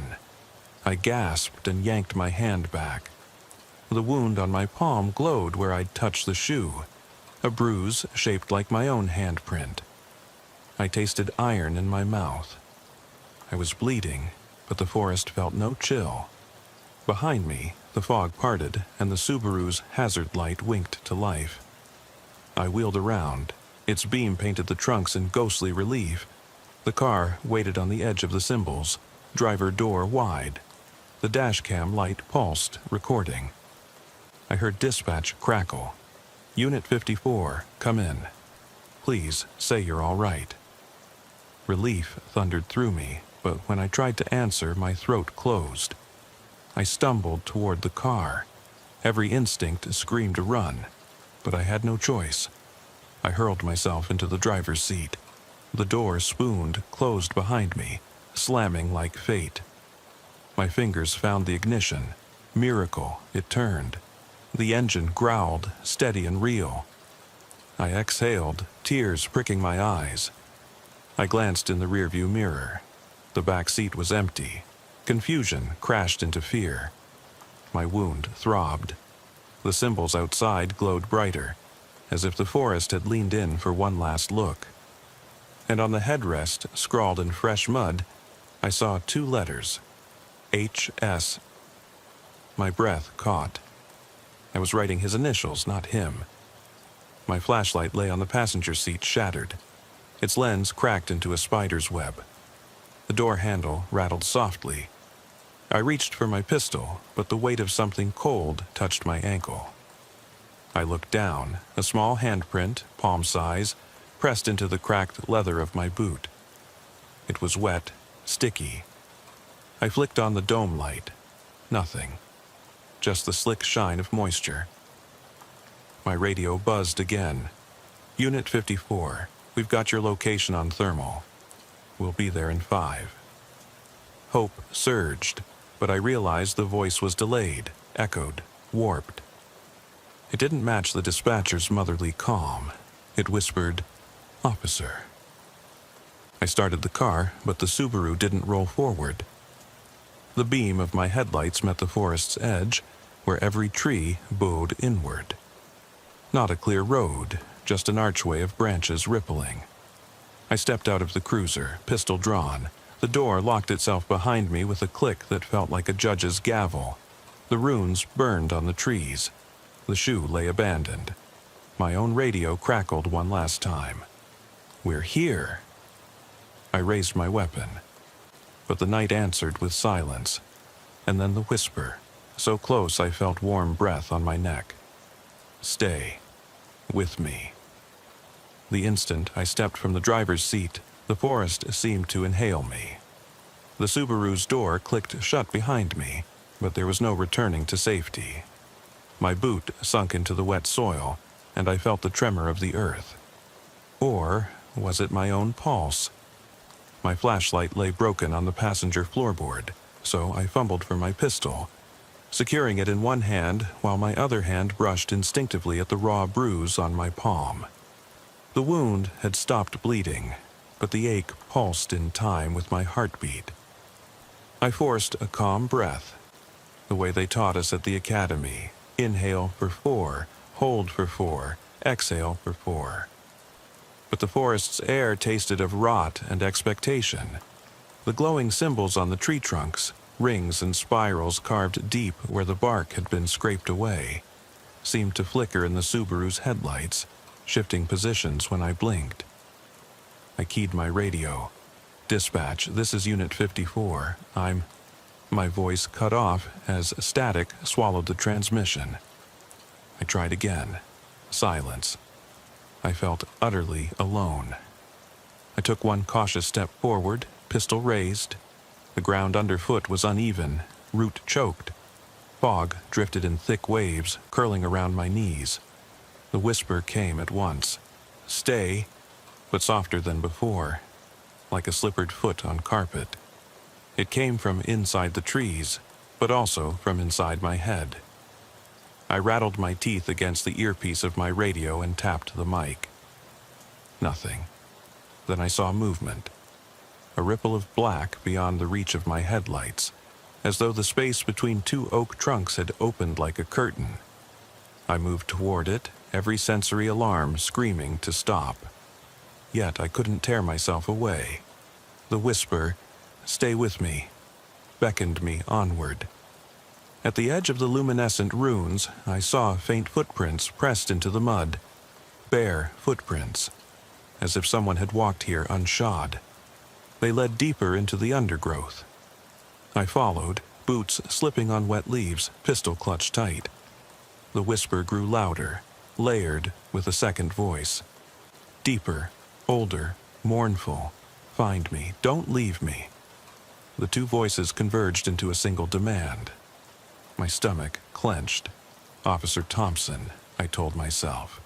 "You're a cop, a trained first responder, not a tourist in your nightmares." But the rational thoughts felt distant, like echoes from another life. I pressed forward until the ruins closed behind me, and the Subaru's taillights were only a memory. The fog thickened, and the forest darkened beyond the whine of my own breath. I heard my heartbeat in my ears, the shudder of my uniform as adrenaline flooded my veins. Then I stumbled into a clearing. Pale moonlight pooled on a circle of stones, irregular, jagged stones laid in a rough ring. In the center, a wooden stake driven deep into the earth, blackened at the tip. Harold's boot lay abandoned at the ring's edge. Next to it, the scrap of paper with the coordinates, now crumpled, soggy, illegible. I approached the stake and ran a trembling finger along its length. The wood felt wrong. Slick, alive, throbbing under my touch. I jerked my hand back, nearly dropping my pistol. A soft groan emerged from the stake, low and gurgling, like a voice trapped in rot. My eyes widened. I swallowed, taste of bile rising, and then came the newest whisper, booming inside my skull. "Look." I turned and caught sight of something at the ring's perimeter. Dozens of faces, gaunt, expressionless, eyes glassy, peering at me from the darkness. They hovered, half-hidden, like photos pasted onto tree trunks. Some were children, some middle-aged, a few old, lined faces. I recognized none, yet each one felt painfully familiar, as though I had known them in another lifetime. One by one, they drifted forward, silent, weightless. My throat went dry. I raised the pistol, finger trembling on the trigger, but they knelt as a group, lowering their heads. A single face broke from the circle. Harold, or a vision of him. Hollow-cheeked, lifeless eyes, mouth parted in a silent plea. He reached out a hand, fingertips brushing mine across the clearing. "Help me." His lips moved, but no sound escaped. My mind screamed at me to run. My training screamed at me to protect. I didn't know which instinct to obey. The circle of faces murmured, an indistinct chorus, voices layering over each other. "We're here. We need you." The tone wasn't threatening. It was pleading, desperate, like a 911 call no one could answer. I staggered backward, eyes filling with tears. "I'm trying," I croaked, voice lost in the haze of fog. I felt tears track down my cheeks, hot, incongruous in the cold night. The faces dissolved into mist, rising like smoke. The stake at the center of the circle cracked, splinters peeling away. The whine of wood splitting filled the clearing. I backed away, pistol dragging at my side. The runes on the trees flickered and went dark, as though the forest had drawn a breath, waiting. I turned toward where I thought the Subaru had been parked, but the ring of stones blocked every path. The forest pressed in. I heard the whisper again, softer now. "You're one of us." They meant me. The realization tore through me. The chorus of voices rose in a crescendo. "Join us. Don't run. Stay." My legs gave out. I fell to my knees in the mud. My pistol clattered away, forgotten. The world shrank to the stake in the center of the circle, blackened and alive. I crawled forward, unable to stop, as if the forest had slid under my skin. The whisper had become a roar inside my head. "Stay with me." I reached the stake. My hand closed around it, feeling the pulse of the wood. The ground trembled. The stake tilted, pointing at me like an accusing finger. My vision blurred. Daylight flickered. Or was it remnant moonlight? I couldn't tell. The stake shuddered under my grip, then uprooted itself, splintered roots tearing free of the earth. I looked up into the silent trees. The runes blazed blue-white for an instant, illuminating every carved symbol until they all burned at once. Then the light collapsed inward, and all I saw was darkness. When I opened my eyes again, I was alone. No stake, no faces, no stones, just a stretch of muddied undergrowth. The forest had swallowed its own tracks. My uniform was torn, soaked through. I checked my hands. No bruise on my palm, no blood. My pistol was gone. I patted my pockets, empty but for the scrap of paper. I unfolded it. The coordinates had changed. They pointed somewhere deeper. My radio crackled with static again. "Unit 54, respond." I pressed the mic, but no words came. The forest held me on every side, alive and waiting. The clearing was gone. In its place, only wood and fog and the promise of something still alive, still calling. I took a breath that tasted of moss and regret. I stood. The whisper lingered at my shoulder. "Stay." And I realized I couldn't obey, but I also couldn't run. The forest had chosen me, and whatever Harold had become, whatever those missing voices now were, they wouldn't let me go. I remember the night so clearly, the chill in the air, the low fog clinging to the pines like specters. I eased our Ford Explorer onto the gravel turnout, my spotlight cutting through the mist in a wavering beam. Dispatch had pinged Amber Dawson's monitor location here, just off County Road 47. My partner, Lopez, checked his cuffs and gear with practiced moves. We knew this stop might be routine, just a welfare check on a tether violation. But something in the silence felt off before we even knocked. We climbed the creaking porch steps and Lopez rapped sharply on the front door. My hand hovered near my flashlight, ready, eyes scanning the yard shadows. Inside, boards groaned. A soft thud, then more scraping, like someone dragging their feet against the wood. Lopez knocked again. No voice answered, only the hush of the house as if it held its breath. When the door swung open, it revealed a narrow entryway lit by a single, bare bulb that cast long fingers of shadow across peeling wallpaper. A woman stood in the doorway, mid-40s, threadbare floral dress, hair tangled like gray ropes. Her gaze snapped to me, even though she couldn't see me from that angle. I stood off to the side, flashlight at my side, heart rate steady but mind alert. She stared without blinking, lips parted as though about to speak, but only silence came. "Evening," I said, voice low and calm. "We're here to check on Amber Dawson. You know her?" No hesitation in my tone, standard procedure. Lopez's presence behind me reinforced the partnership and the protocol we followed. The woman didn't shift her weight. Instead, she tilted her head, eyes flickering upward toward the hallway behind her. "Amber, she's here," she said finally, voice raspy, words dragging. She stepped back, clearing the threshold, then dropped to her hands and knees and crawled inside, calling Amber in a sing-song whisper. I exchanged a look with Lopez, not standard. but the tether alert had to be checked. I ducked past her into the hallway. It smelled of damp pine and mildew, with a faint chemical undertone. My flashlight beam landed on scuffed hardwood floors. Dust settled in corners. The only light came from that one bulb at the top of the stairs. No TV hum, no radio. Felt like the power line outside was the only thing keeping the light on. Lopez followed, and I closed the door behind us. We moved down the hall, the woman's crawling shuffle behind us, a soft scrape that never seemed to slow. Each room we passed was empty. A guest bedroom with a rusted iron bed frame, a dresser knocked sideways, a cracked mirror reflecting my flashlight beam back at me.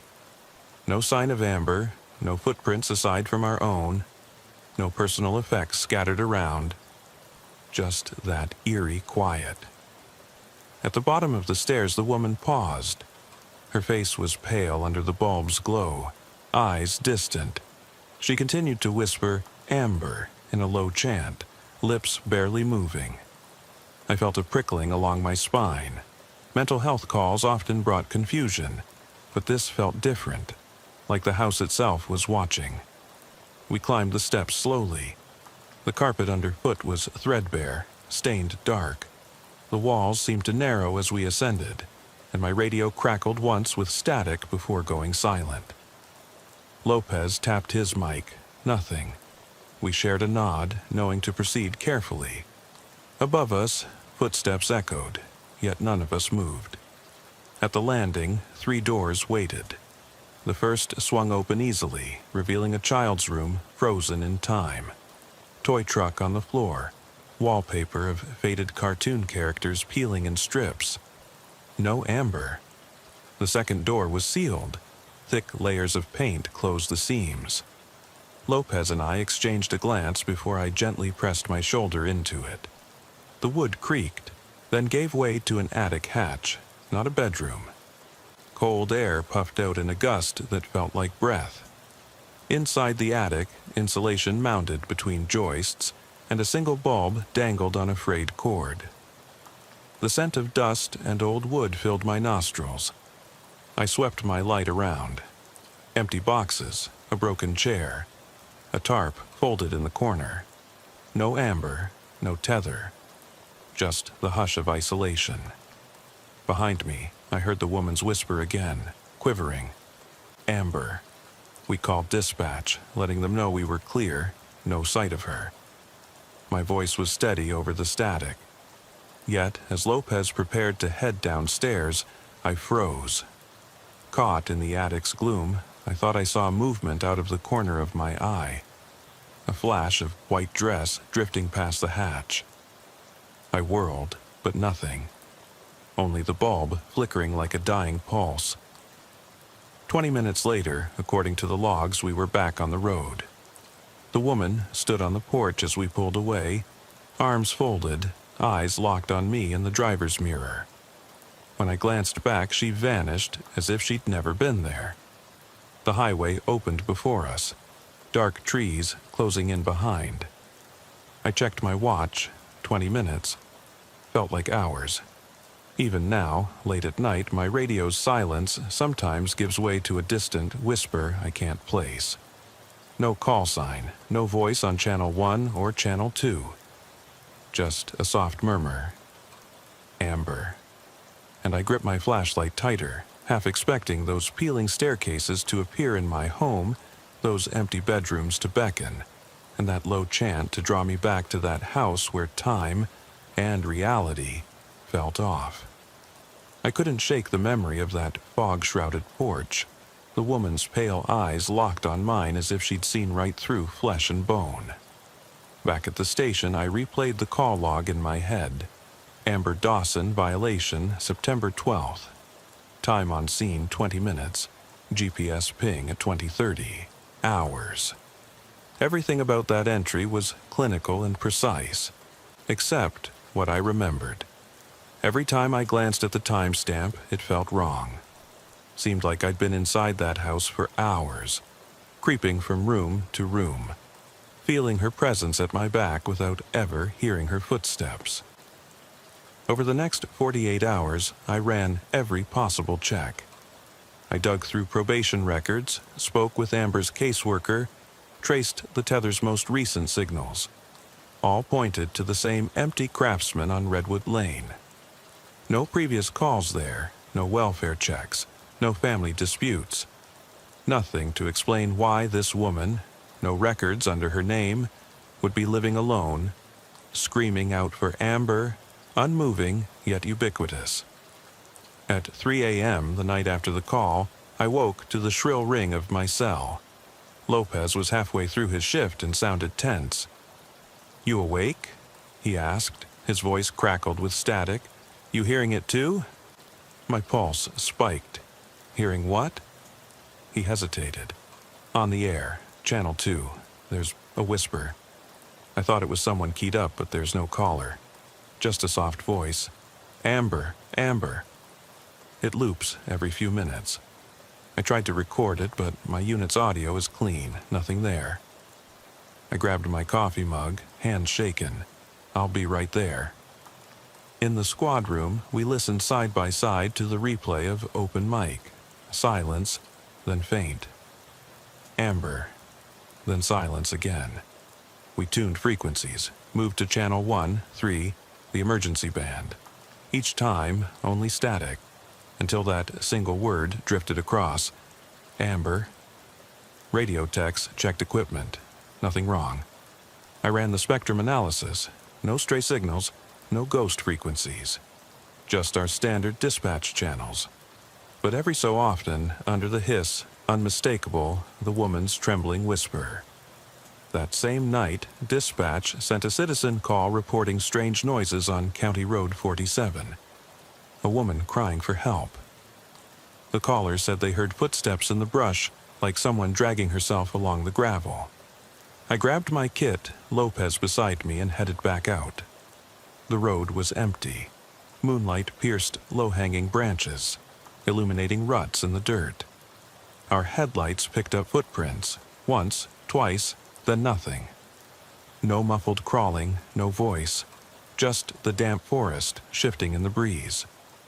We cleared the perimeter, found no sign of her. But on my recorder, under static, again, Amber, softly, as if a lament. It echoed in the cab all the way back.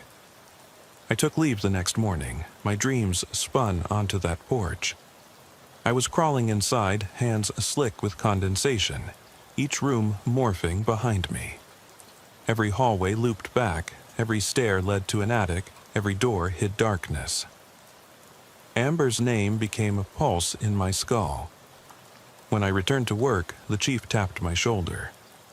"You all right?" he asked. Eyebrows nodded. He'd heard the whispers, seen the dark circles under my eyes. "You sure you're fit for patrol?" I nodded. "Just lose some sleep."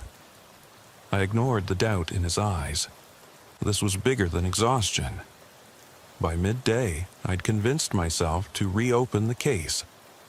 I filed a request for the utility records at 1025 Redwood Lane. No electricity outages, full service paid up. Water usage flatlined at a trickle, suggesting someone lived there but rarely bathed or cooked. No cable, no internet, like a dead spot in the county. Next, I checked the county archives for property transfers. That parcel had belonged to the Hanson family since the 1920s. The last deed was filed in '68. No one had claimed it since. Yet, the house was maintained, paint scraped, steps replaced, a porch light with fresh wiring. Someone was keeping it operational, but who? I organized a small team: Lopez, me, the crime scene technician, and a pair of deputies in case things went south. We agreed to meet at 2000 hours the following night, 10 days after the initial call. I steeled myself all day, calibrating my flashlight, testing radios, packing extra batteries. I told myself it was a standard check. Welfare check on a possible missing person. Abandon that angle if nothing turned up. At exactly 2000, we rolled down County Road 47. Radio chatter filled the cab.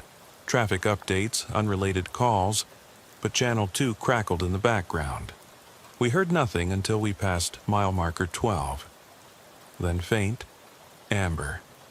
So low it might have been the wind. Lopez shot me a glance. I pressed the PTT.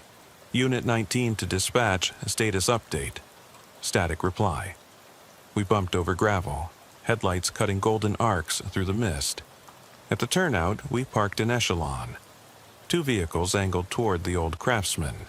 We grabbed gear and moved in pairs. Lopez and me up front, deputies on flank. The door swung open at the same eerie pace, but this time no woman appeared. Instead, the hallway beyond was lit by 2 bulbs, one over the stairs, another in the living room. Fresh bulbs, precisely installed. I paused at the threshold. The air inside was warmer, stale. Under my breath, I said, "Amber?" No response. We swept rooms. First floor, living room with threadbare couch, kitchen counter dusty, but set with 2 coffee mugs in mid-cleanup, floorboards freshly swept. No bodies, no scraps of paper, no sign of a struggle. Upstairs we went, stepping carefully on carpet that felt springy under our boots. Doors, first bedroom, a child's room eerily untouched, toys arranged in a ring. Second door, still sealed by paint, cracked open to attic. Third door locked. An actual deadbolt turned inward. I gestured to deputies. They kicked it in. A study appeared, not a bedroom. Mahogany desk littered with ledger books, each page crossed by dates and names. One ledger open to September 6th. Client number 12. Amber Dawson. Monitored for 48 hours. Violation logged. Another page. September 7th. Fingernail scratches on floor. Client screaming at shadows. Relocation to Redwood Lane. The entries were in neat cursive, dated 18 days ago. I paused, heart thudding. Lopez shined his light across a faded photograph. A younger version of the woman from my first visit, clutching a child between pines. The child's face was scratched out, gouged deep. A sudden crash downstairs made us spin. The deputies moved in formation. I drew my sidearm. Silence followed, thick as syrup. Then the whisper, louder. "Amber!" Not over the radio, but in the air, right behind me. I felt breath on my neck. I whirled, discovered nothing but empty hall. Radio lit up, Channel 2 again, everyone keyed up, and there it was. Amber. Clear, insistent. I called in, Unit 19, reporting possible records of a monitored client. Excavation of case files. We have evidence here. Also, voices on the frequency, unexplained. Chief's voice came back. Proceed with caution. Backup on the way. I advanced down the hallway, footsteps echoing. On the walls in faint pencil, someone had written, "She's here. She never left." The scrawls trailed toward the attic hatch. My flashlight flickered. I hit it against my palm. The beam steadied. Lopez reached under the hatch latch and twisted. The ceiling trim gave way, dust falling like powder. I climbed the ladder, airtight, smelled of damp wood and decay. Inside the attic, boxes had been opened, papers strewn, old property maps, grainy snapshots of forest clearings, each marked with red X's. The center of the room held a single object, an ankle monitor, identical to Amber's, placed on a wooden block as if on display. My pulse shot up. I reached to touch it, then the whisper exactly behind me. "Amber." I spun. The attic was empty, but at the hatch lip the woman stood, hair in wisps around her face, mouth moving soundlessly as she stared. Her eyes were black voids. I felt a scream rising in my throat. Then Lopez yanked me back down the ladder. The hatch slammed shut behind us. The whisper followed us out. "Amber, Amber." we evacuated immediately. Deputies called for hazmat, mental health units. Anything to convince ourselves this was standard, but none of it mattered. That monitor, the ledgers, the photographs, it all pointed to a history hidden in these walls. A history someone wanted buried. Back in the dawn's first gray, I sat on the side of the road, radio off, engine idling. The houses and barns of the county looked banal in morning light. But every time the wind rattled a loose shutter or a branch scraped a window, I half expected to hear her crawling, whispering for Amber in some room I'd never seen. I wrote up my report as best I could. I suggested calling in a special investigations team. I noted the unexplained voices on the air, the bloodless photograph, the monitor on the altar. But I felt in my gut I was covering for something, trying to apply logic to a case that refused it. That night, when I left the station, my cruiser was quiet too. No radio whispers, no unexpected caller, just the hum of the engine and the soft thump of my own heart against my ribs. I drove past Redwood Lane, headlights off, listening for anything beyond the wind. But all was still. Then, just as I hit mile marker 12, a single breath on the mic. Amber. I froze, slammed the brakes. The whisper lingered, and as the fog rolled across the road, I realized this was far from over.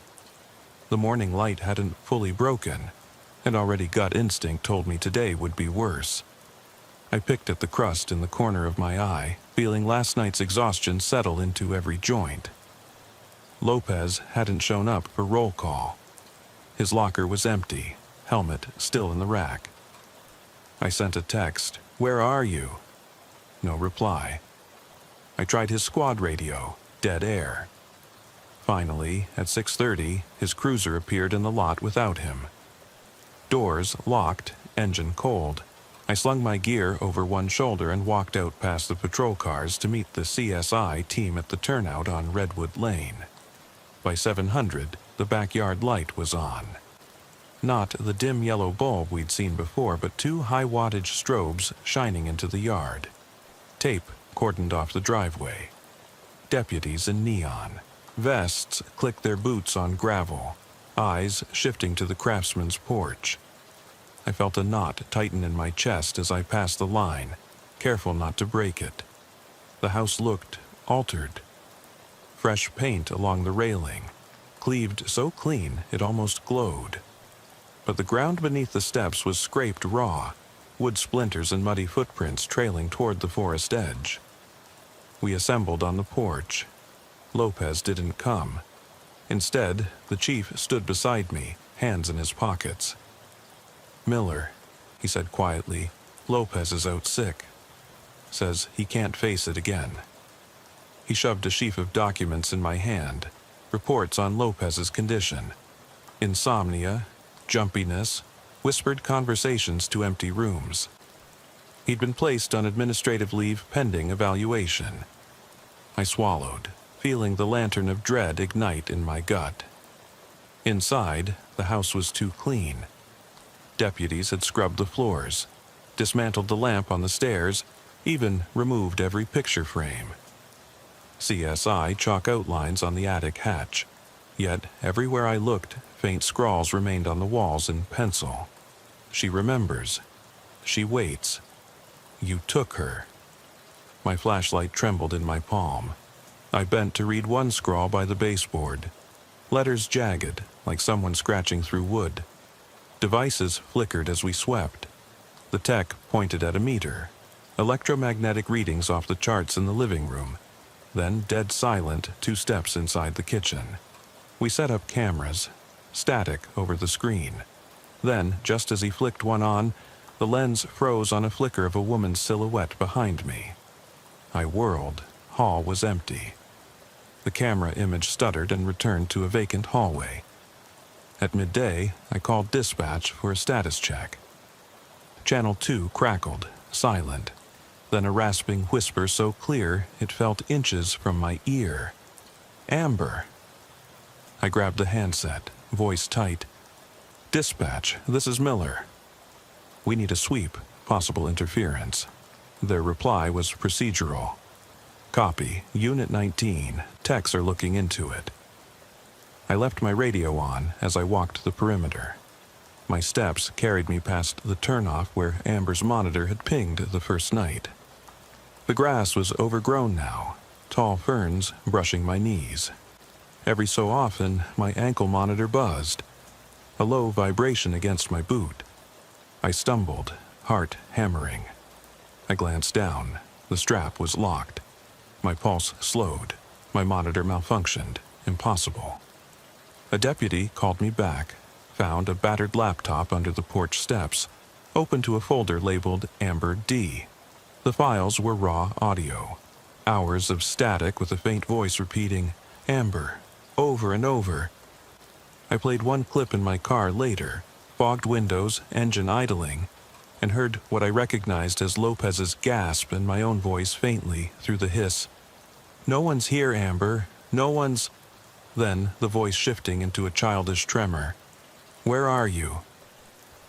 That night, I stayed at home, radio off, monitor off, lights low. My daughter's laughter in the next room felt like a salve, but every floorboard groaned as I crossed the hall. At 0215, my phone buzzed, a group chat from the station.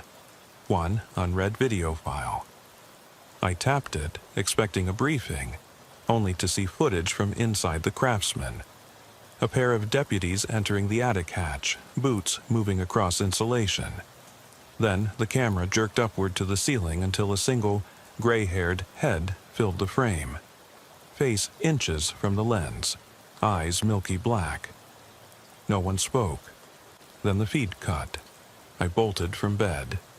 My boots hit the floor with a clatter. I called the station, static, phone cut out. My monitor buzzed again. I jerked my foot off the floorboard, no device there.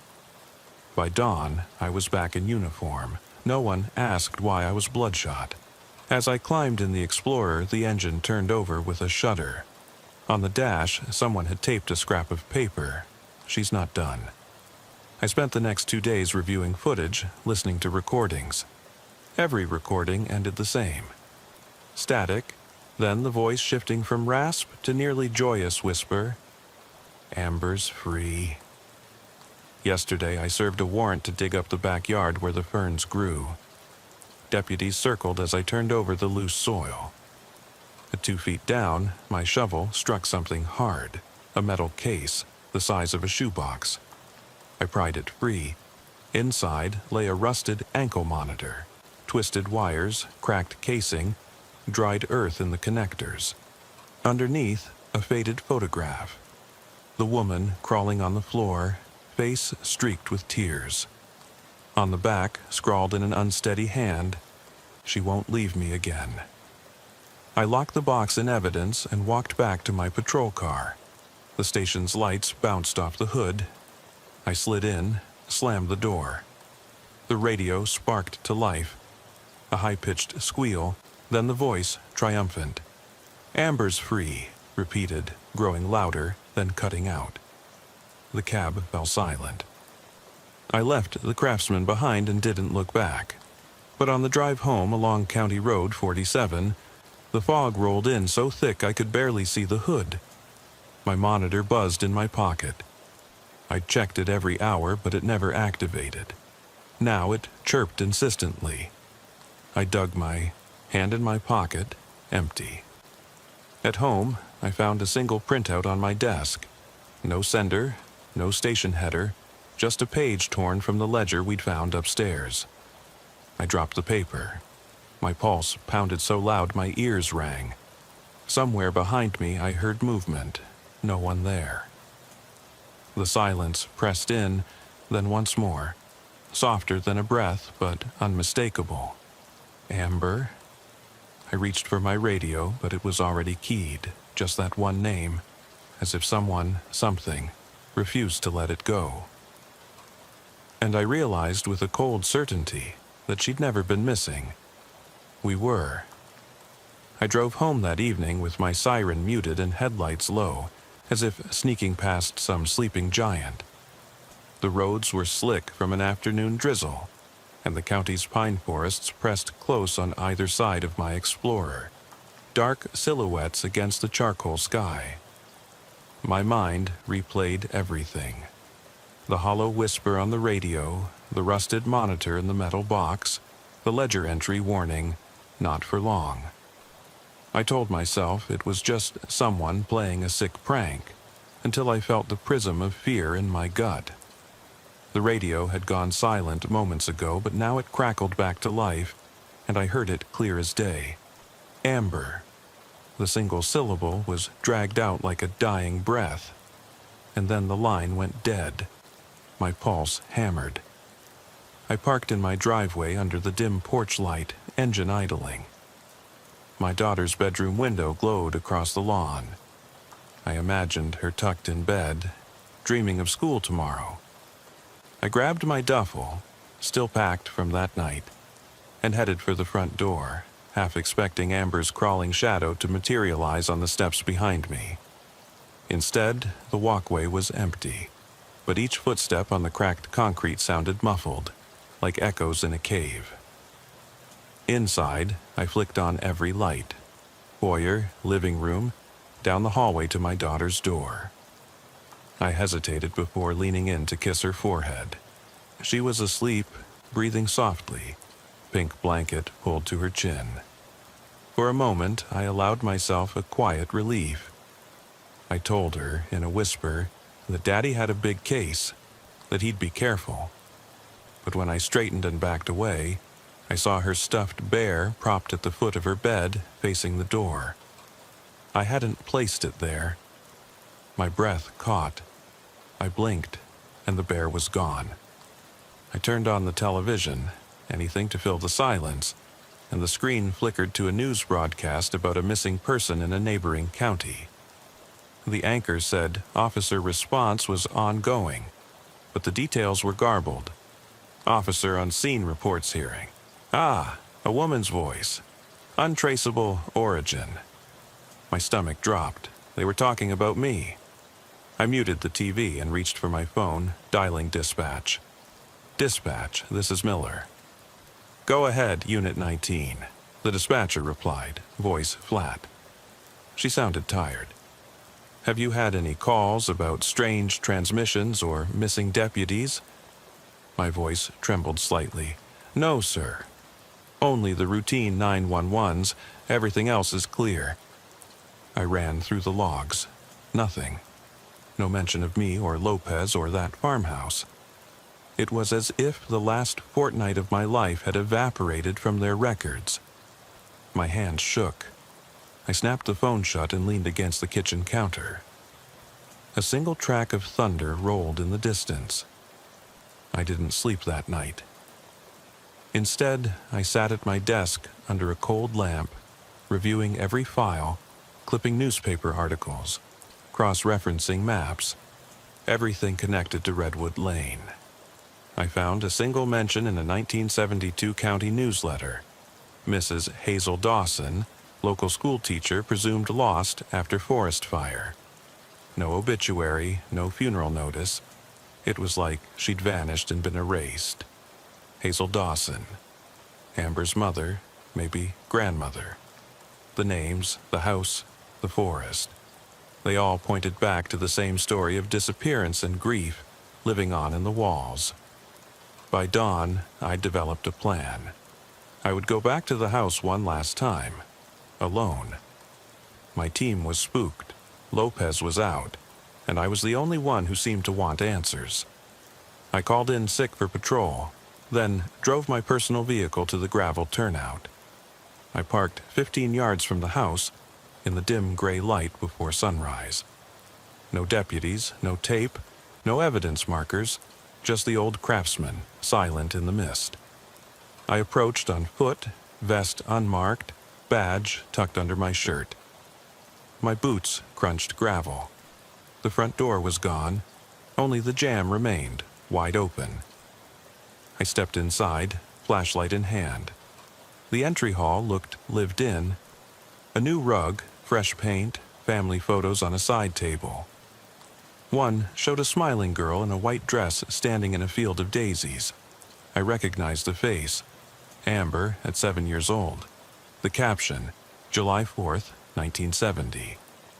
My chest tightened. I called her name. Amber? My voice bounced off the wall, swallowed by silence. Then, behind me, a chair scraped the hardwood. I spun, light catching two wide eyes peering through a doorway. Hazel Dawson, or her ghost, hair white as ash. She stared, lips moving without sound. I felt the old fear coil in my chest. The porch seemed longer than I remembered. Each plank groaned under my weight. I paused at the threshold, hand on the cold brass knob, breath clouding in the air. I called out, "Miss Dawson?" Voice steady, professional, yet tight with something else. Fear, guilt, a desperate hope for closure. No answer. I turned the knob and slipped inside. The entry hall was empty, but the air felt thick, like immersed in syrup. The narrow bulb overhead buzzed once, then blinked. I clicked on my flashlight. The beam landed on the leather-bound ledger, open to the last entry. Not for long. I snapped it shut and placed it in my jacket pocket. Behind me, the door creaked and clicked shut on its own. I moved into the living room. Fresh footprints in the dust, two sets, side by side, led toward the French doors at the back. I called Lopez's name, though I knew he'd never respond. Beyond the glass, I saw movement. A pale curtain drifting, then settling. My heart hammered. I crossed to the doors, hand on my holster, and pulled them open. A chill gust swept in, carrying the scent of damp earth and rotting wood. The backyard lay silent, overgrown with ferns and brambles, as if nature had reclaimed this place years ago. I stepped out onto the lawn. Each blade of grass was jeweled with dew. I turned in a slow circle, scanning for any sign of life. Instead, I spotted a narrow depression lined with stones, an invisible path leading behind the house. Tossing aside caution, I followed it, boots sinking in mud, until I found the spot where I'd unearthed the metal box days ago. The earth was disturbed again, as if freshly turned. I knelt and pressed my fingers into the soil. Beneath, I felt wood, the trapdoor. My stomach roiled, but I forced myself to lift the planks. The ladder glistened with moisture. I set my flashlight on the top rung and climbed down. The pit felt narrower, the walls closer than before. My light revealed damp earth walls lined with roots, and at the bottom, the skeletal remains I'd seen once before lay exposed. The twisted bones of a small child curled in death. The ankle monitor fused to the wrist. I stumbled backward, nearly losing my balance, and pressed my back against the ladder. A soft laugh echoed off the walls. A child's giggle, light as wind chimes. I froze, the ghost of tears on my cheeks. Above me, the trapdoor slammed shut. I yanked at it, but it wouldn't budge. Darkness pressed in, and I felt my flashlight begin to flicker. Then, in the beam's waning glow, I saw her, Hazel Dawson, crawling across the dirt floor, eyes black voids, lips stretched in a silent grin. She reached toward me with one long, spidery hand. The air trembled with her whisper, "Amber is free." I pounded on the door, but only dirt and laughter answered. My radio crackled to life. Static, then her voice, "Amber is free." Over and over. I clawed at the trapdoor's wood until my fingernails bled. My flashlight died. I screamed, a raw, ragged sound that echoed through the pit. Moments later, the lid above shifted, and a sliver of gray dawn light pierced the gloom. I scrambled up, emerging into the cold air with arms outstretched and lungs burning. I collapsed on the grass, gasping. The night felt alive around me. I looked back at the house.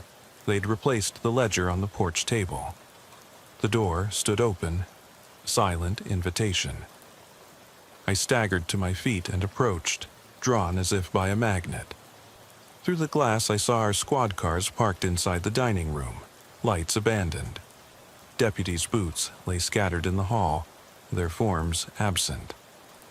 My radio lay on the floor, still keyed, her voice echoing. "Amber is free." Hand shaking, I picked up the radio.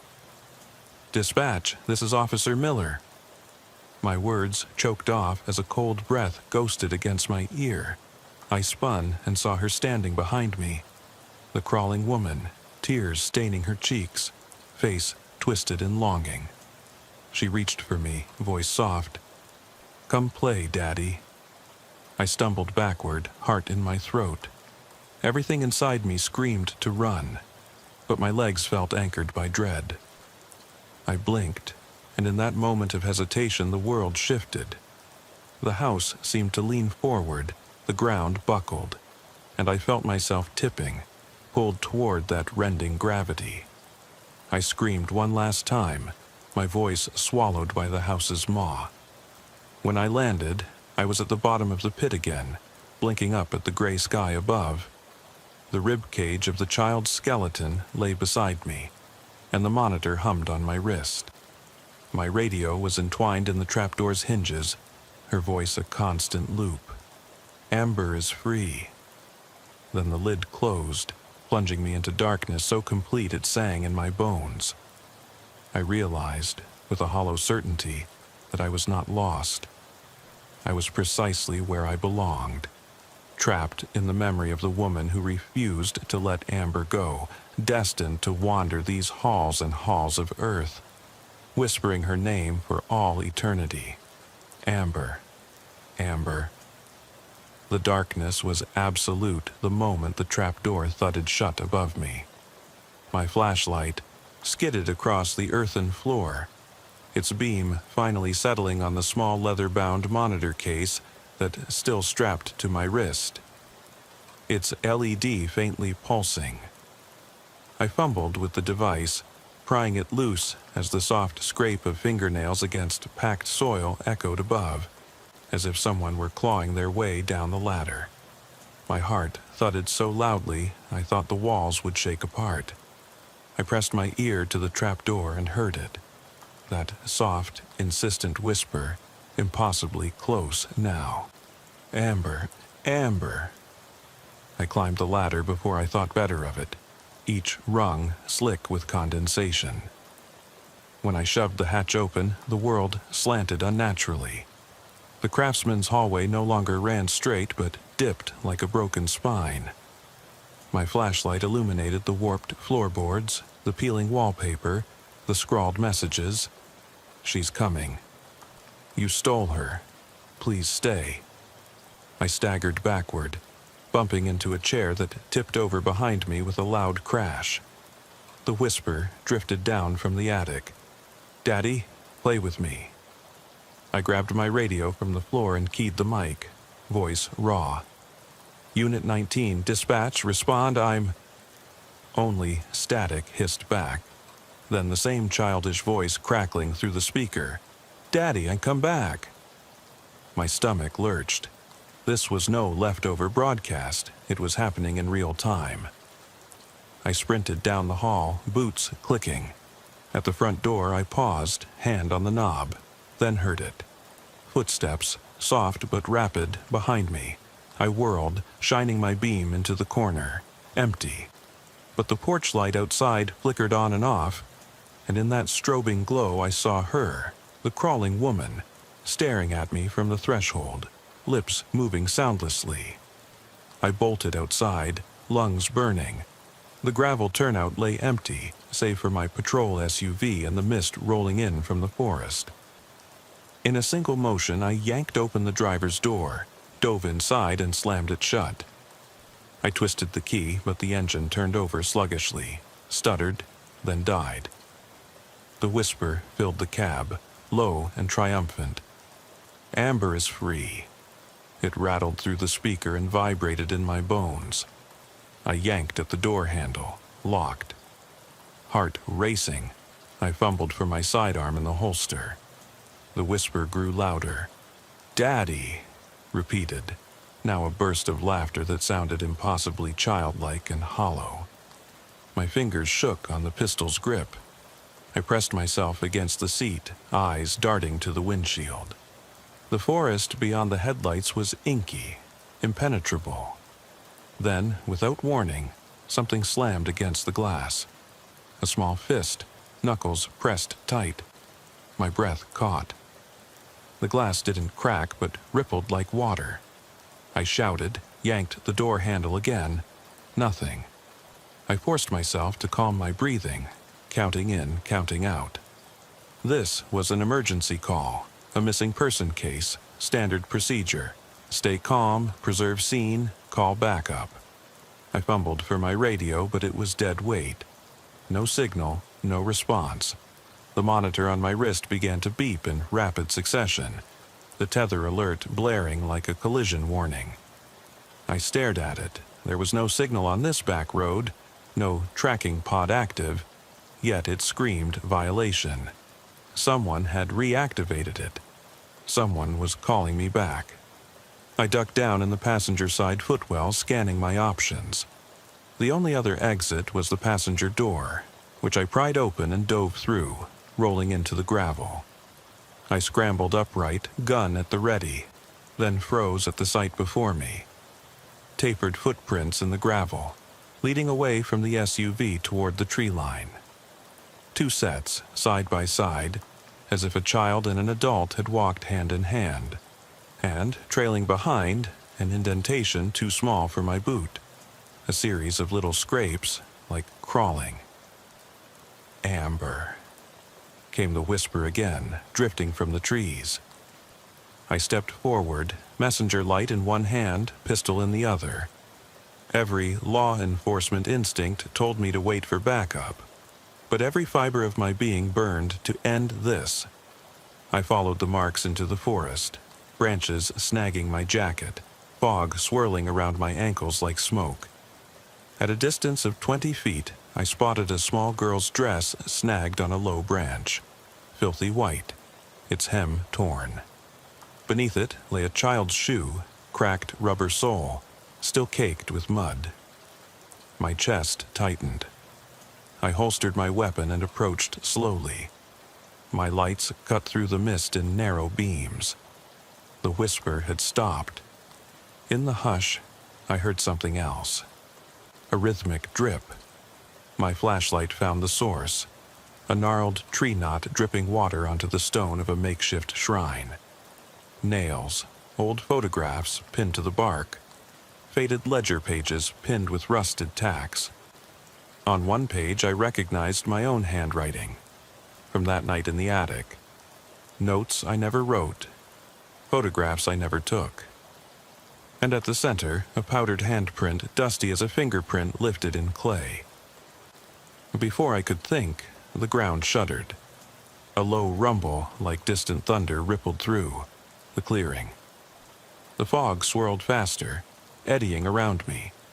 Then, from just beyond the trees, a childish laugh, bright, full of malice, echoed through the pines. I raised my light and saw her, the little girl, face pale beyond death, standing 10 feet away, staring with empty eyes. She raised one finger to her lips, shushing me. Under my feet, the earth cracked. My drill training took over. Secure the scene, call for backup. But my radio was still dead. I reached for my cell phone, thumb trembling as I opened the call log. No bars. Then I felt it.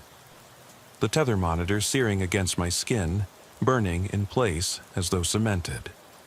I let out a shout of pain and pulled it free, ripping the strap. Sparks flew from the device as it hit the gravel. I kicked it into the tree line, where it fell silent. I took a step toward the girl. Her dress hung heavy, stained dark. I opened my mouth to speak. Amber?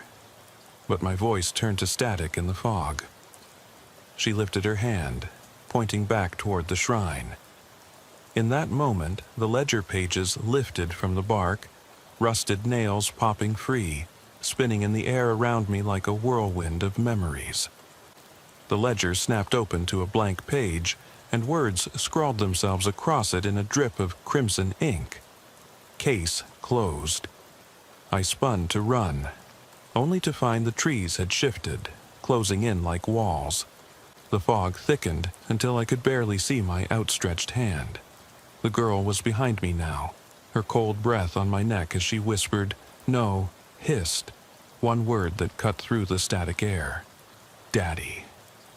I stumbled, lungs heaving, and fell forward into everything, leaves, mud, glass. The world went black around the edges.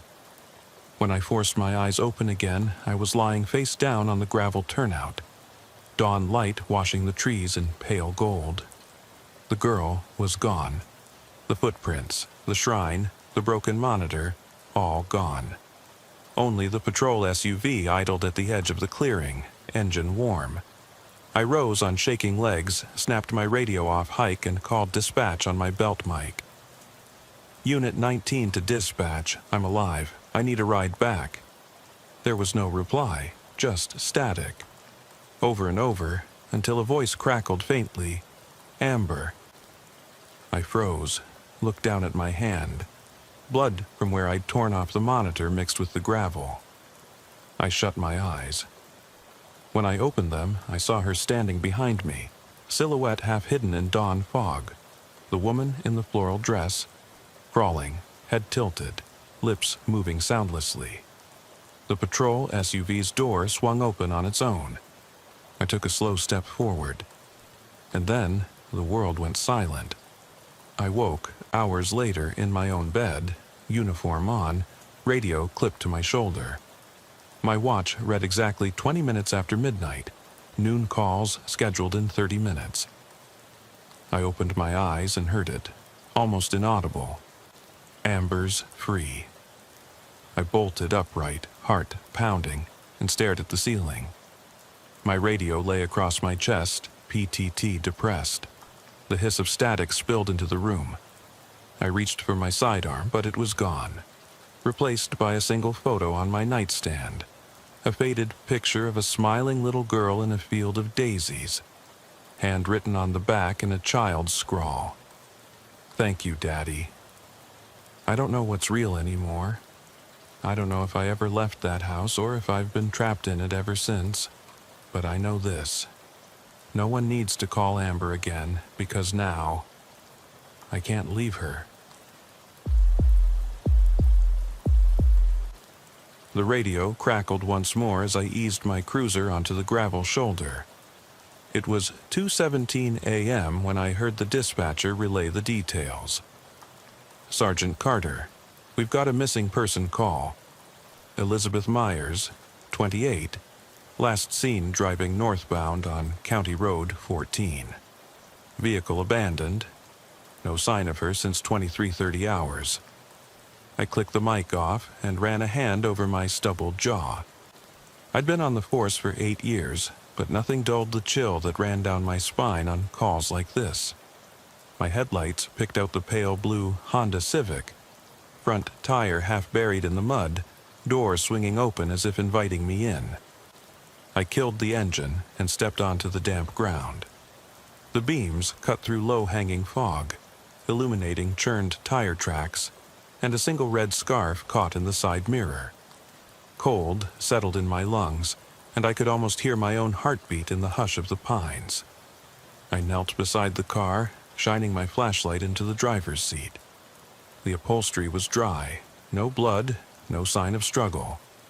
A half-full coffee cup lay in the cup holder, its lid cracked open. I tapped the lid, nothing spilled. I tapped the console, traced a fingerprint in the dust. Then I checked my watch, 2:21. The temperature hovered around 48 degrees Fahrenheit, humidity high enough to soak through my uniform jacket. "Dispatch," I said into the radio, voice low. "On scene at County Road 14. Civic is here, no sign of Ms. Myers. I'm following a faint footpath that leads into the woods." A soft hiss answered back, static, borderless. No bars, typical out here. I pocketed the mic and moved forward, boots sinking into soggy leaves. The path was overgrown but visible. Trampled ferns, broken twigs, a shallow groove like someone had dragged a suitcase or a leg. I paused, inhaled the earthy scent of wet pine needles and decaying underbrush. Every sense was alert. 20 minutes of careful steps brought me to an old farmhouse silhouette. Its roof sagged, paint peeled in streaks, windows boarded or maybe broken. A porch wrapped around the front, rails warped with age. I paused at the threshold, chest tight. The air inside smelled rancid, a mix of mildew and something sour. I drew my flashlight and pistol, moving in slow, deliberate strides. "Police? Hello?" I called, voice flat and calm. No answer. My beam swept across the foyer. An overturned chair, a low table littered with empty coffee mugs and scattered papers. A wind rattled the broken window panes, and the door behind me groaned on its hinges. I should have radioed for backup. Instead, I told myself I'd be quick, just gather evidence, confirm she wasn't here, and get reinforcements. I checked my watch again, 2:45. Dispatcher would be concerned soon. I shoved open the door to the living room. The space was narrow, the floorboards coated in dust and grime. My flashlight revealed footprints in the dust, small and boot-shaped, heading down a short hallway. I took a steadying breath and followed. The hallway stretched forward, walls marked by peeling wallpaper and splintered wood. Every step brought a creak. My mind cataloged details. Loose floorboard to my right, a tattered coat hanging by a nail, a broken picture frame on the floor. Inside, a family photograph of a man, woman, and a little girl with bright smiles. I paused, reached down and brushed away dust from the glass. The smiles looked genuine, innocent, odd in a place like this. I photographed the frame with my phone. At the end of the hall was a closed door. I placed a hand flat against the center, the paint flaking under my palm. The knob turned easily. I cracked it open and peered in. The beam landed on an empty crib, mattress stained, sheets bunched in one corner. A small teddy bear lay face down, its button eye missing. I swallowed, feeling a tight knot form in my throat. My training kicked in, check every corner. I swept the room, chipped dresser, half-empty bottle of milk on a windowsill, footprints and muddy tracks leading out through a shattered window. Whoever was here had left in a hurry. My heartbeat thudded in my ears. I crossed to the window and looked out. The ground plunged into darkness, trees rising like silent sentinels. No footprints beyond the porch, only the faint glow of my taillights and the fog swallowing the landscape. I ducked back inside as the wind gusted, rattling the panes. My radio remained dead. No reinforcements. If she was still alive, if anybody was, it was on me to find her. I moved back into the hall, retracing my steps toward the door that led upstairs. A sudden metallic clink, like a hand brushing against railing, made every hair on my neck stand. I spun, flashlight darting across the hallway, illuminating nothing but dust motes dancing in the beam. Slowly, I climbed the stairs, each plank protesting under my weight. I kept my pistol raised, flashlight steady. At the top, the landing opened into a narrower corridor. 2 doors, one to the left, one to the right. Footprints led to the left door, clean, wet prints in the dust, like someone had stepped in mud moments ago. I followed them, heart pounding. I announced, "Police," before pushing the door open. The room inside was larger, what looked like a bedroom, but every scrap of furniture was tipped or smashed. A dresser drawer hung open, its contents scattered. Women's clothes, a pair of gloves, a scarf matching the one on the car. I picked up the scarf, ran my fingers over the fabric, damp, muddy. I held it, knuckles whitening. and turned to the corner. In the corner, half hidden by shadows, was a figure, curled, still. I raised my flashlight higher. The beam caught a woman's face, eyes closed, pale as moonlight. She lay on the floor, chest rising and falling in shallow breaths. Relief washed over me, but it was tempered by dread. Her wrists were bound, dark bruises encircling them. I crouched beside her. "Miss Myers," I spoke softly. She stirred, eyelids fluttering. I reached for my radio. That's when I heard it. A low, deliberate footstep from the landing behind me.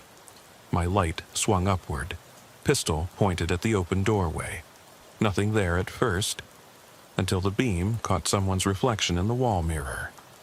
A tall silhouette, movement just at the edge of my vision. I shouted, "Show yourself!" Adrenaline spiking. The figure didn't respond. The only answer was the hum of my own breath, the faint drip of water from a leaky pipe overhead. Seconds felt like hours. Then the figure moved, too quick to believably be human. I fired AAC, warning shot into the ceiling. Plaster dust drifted down. Silence returned. My prisoner coughed, blood trickling from her lip. "Officer, please, hurry," she managed, voice shaking. I holstered my pistol and turned back to help her. And in that split second I saw it, the second shadow, narrower, lurking just beyond my light's reach. Something inhuman stood there. Too tall, too still. No face, just darkness staring back. I froze. The woman on the floor let out a gasp. I grabbed her arm and hauled her to her feet. Her eyes were wide, frantic. "Run!" she whispered. Behind me, a sound like metal scraping on wood. The thing advanced, deliberate, its form elongating into the darkness. I shoved the woman toward the window. She dropped the scarf and slipped through the broken pane onto the porch, landing hard but upright. She sprinted toward my cruiser without looking back. I moved to follow her, foot on the sill, then stopped. I raised my flashlight and pistol, taking a deep breath to steady my shaking hands. "Don't come closer," I yelled, voice cracking more than I wanted.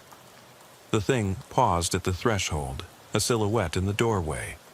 The fog curled around it like smoke. I blinked, and for a heartbeat I thought I saw its head tilt, as if curious. Then it lunged, impossibly fast. I fired again, aiming low. The bullet struck the frame with a thud, but did nothing to slow it. Fear gripped me, cold as the ground beneath my boots. Instinct urged retreat, but protocol held me fast. Protect the victim. I shifted sideways, firing twice more as I backed down the stairs. Behind me, the woman's screams sliced through the night. I dropped from the porch, kept firing until the magazine clicked empty. Silence followed, thick and oppressive. I scrambled back to the porch, flashlight beam cutting across tattered boards. No sign of it, no sign of her, only the bitter taste of fear and the echo of my own gunshots. I fumbled for my radio, fingers numb. "Dispatch, request immediate backup and EMS. Suspect is not human. Repeat, not human. She's out front. God help me." Static. Then a soft, ragged whisper, "Thank you for coming." My heart froze. My hand hovered over my pistol as I realized I was alone out here, and something stayed behind. I barely remember driving back to the station. One moment I was backing down the farmhouse steps, adrenaline still coursing through my veins. The next, I was parked outside the Clay County Sheriff's Office, hands shaking as I killed the cruiser's engine and stared at the haze where the house had vanished behind me. My radio lay on the seat beside me, silent. No dispatch, no backup.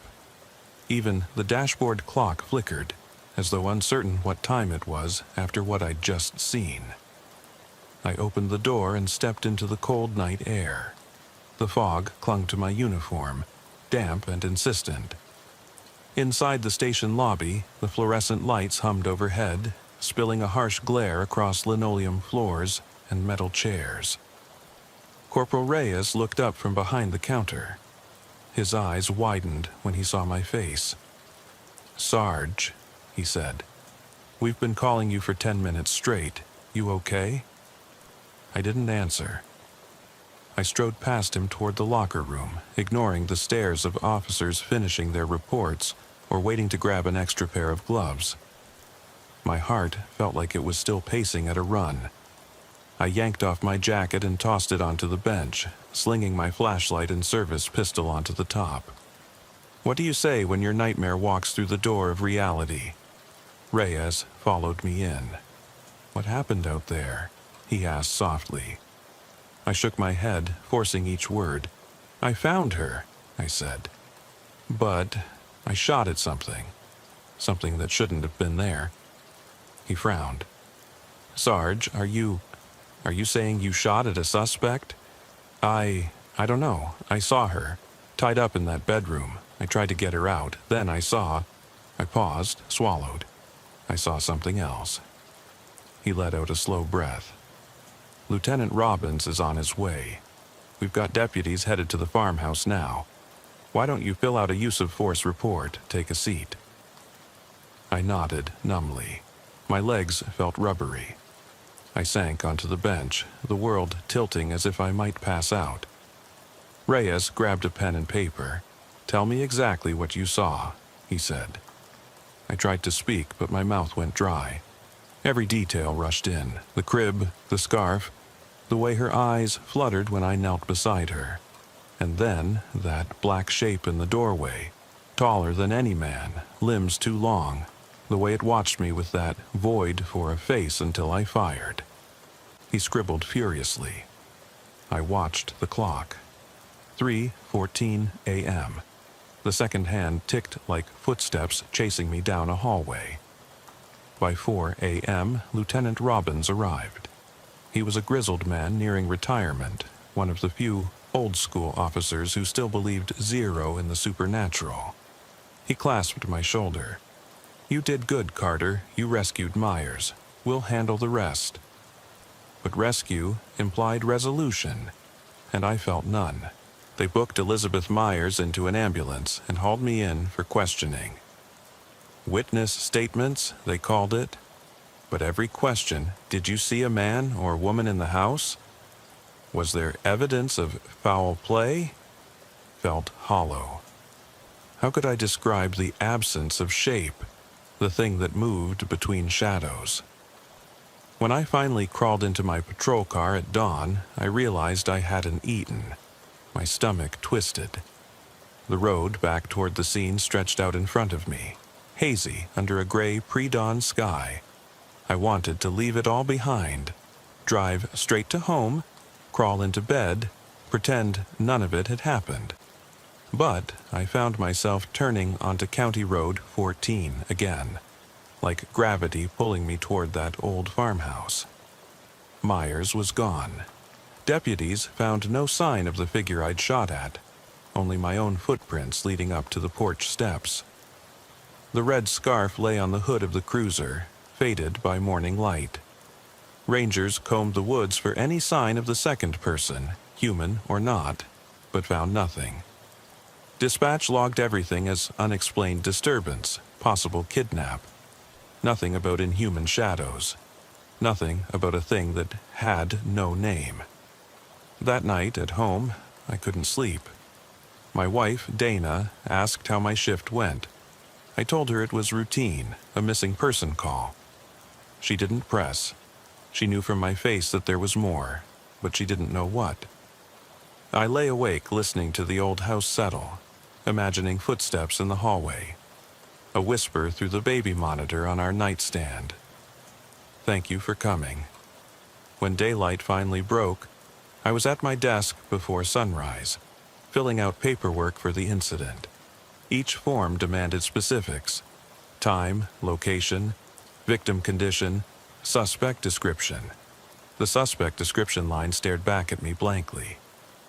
How do you describe an absence? A void?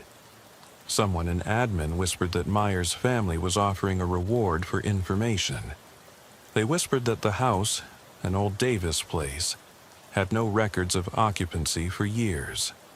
They whispered that locals believed the farm was cursed after 2 children vanished in 1967. I didn't buy superstition.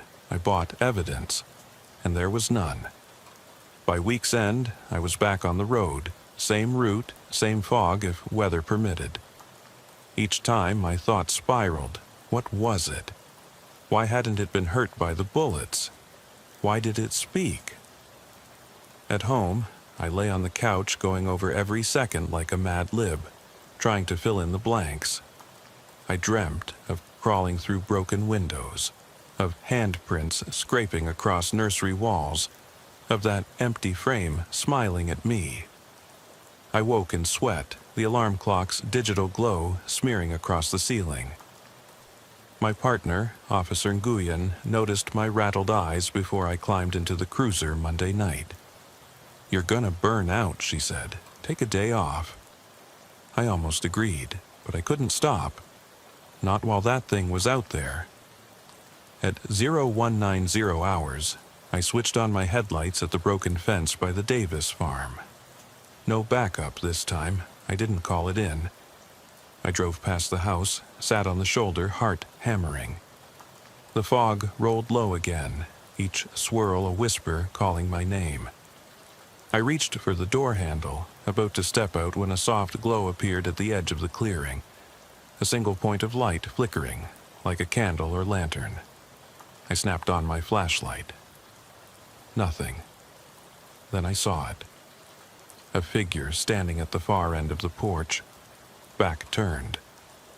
A woman's shape, hair matted, coat hanging askew.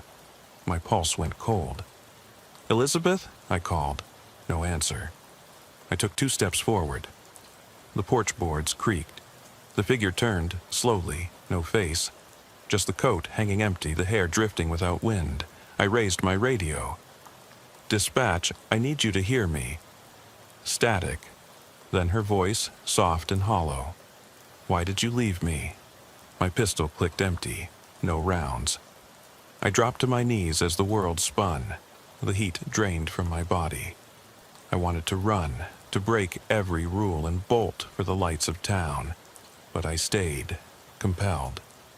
"Please," I whispered, voice trembling. "Tell me what you want." The coat twitched. A single word drifted from those empty sleeves. "Stay." And for a moment, I heard a child's laugh, innocent and chilling, echo through the trees. Then silence swallowed everything. I didn't move for what felt like hours. When I finally stood, knees shaking, the porch was empty once more. No sign of the figure, no lantern, only the whisper of my own ragged breath. I climbed back into the cruiser, hands slick on the wheel. As I drove away, I realized the house wasn't the only thing abandoned here. My certainty, my safety, even my sanity. Each had been left behind on that porch, and something told me it wasn't finished with me yet. I didn't sleep that night. When I finally pulled into my driveway, hands slick on the wheel, eyes stinging with exhaustion, I found my house lit as if someone had been waiting. The porch light glowed amber, casting long shadows across the steps. I killed the engine, stared for a moment at my own reflection in the windshield. Ghostly, hollow. Then I climbed out, boots crunching on gravel. Inside, the living room was silent. My wife's coat lay draped over the back of a chair, just as she'd left it that afternoon. The baby monitor on the end table buzzed softly, but there was no cry. I checked the kitchen clock, 4:37 a.m., and flicked off every light on my way to the bedroom. Dana stirred beside me, murmured something unintelligible, then went back to sleep. I lay beside her, staring at the ceiling, replaying every second of the farmhouse, the crib, her bloodless skin, the thing in the doorway. Finally, I slipped out of bed and went to the kitchen. The coffee maker gurgled as I filled the carafe. Steam curled around my mug, but I barely tasted it. My uniform hung on a chair, crisp and heavy with memories I hadn't shaken. I left the mug half full on the counter and slipped back outside into the damp pre-dawn air. I sat on the porch steps, knees pulled to my chest, and watched fog drift through the oaks. By first light, I was back at dispatch reconstructing every detail. Lieutenant Robbins listened without interrupting, brows furrowed. "We'll review CCTV from Roberta Station," he said, "and I'm assigning deputies to canvass the area. Take the rest of the day off." I nodded, but didn't go home. Instead, I drove back to County Road 14, parked out of sight, and spent hours scanning the woods with binoculars. No sign of her, no movement beyond deer tracks. Every busted twig felt like a betrayal. I'd missed something vital. At noon, I finally left, returning to the station to face paperwork that felt meaningless. They wanted me to write unknown suspect under description. My heart rebelled. There was nothing unknown about it. It was impossible. Over the next 2 days, I interviewed neighbors, checked with the Historical Society, dug into old police files. The farmhouse had belonged to a Davis family until 1968, then stood empty for decades. A local legend whispered of 2 children lost in the woods. Siblings vanished one night while chasing a firefly jar. Their bodies were never found. Some said the father went mad, wandered into the trees calling for them until he died of exposure. No definitive records, just newspaper clippings and hushed cotton mill gossip. I pinned a photograph of the Davis children to my office corkboard, 2 faces smiling oddly at the camera. I taped a Polaroid of the broken crib beside it, and a crime scene printout of the red scarf. Every morning I sat at my desk, staring until the edges blurred. My partner, Officer Nguyen, brought me lunch twice. "You look haunted," she said, placing a to-go box of soup in front of me. "Go home. Take a mental health day." I shook my head. "I can't stop." She sighed and left. I ate cold soup, wondering which was worse, the thing out there or what it had done to me. That evening, I volunteered for the midnight shift. The station was quiet. Only me, Nguyen, and the dispatcher. At 11 p.m., I drove County Road 14 with my windows down, listening to the engine and the hiss of tires on asphalt.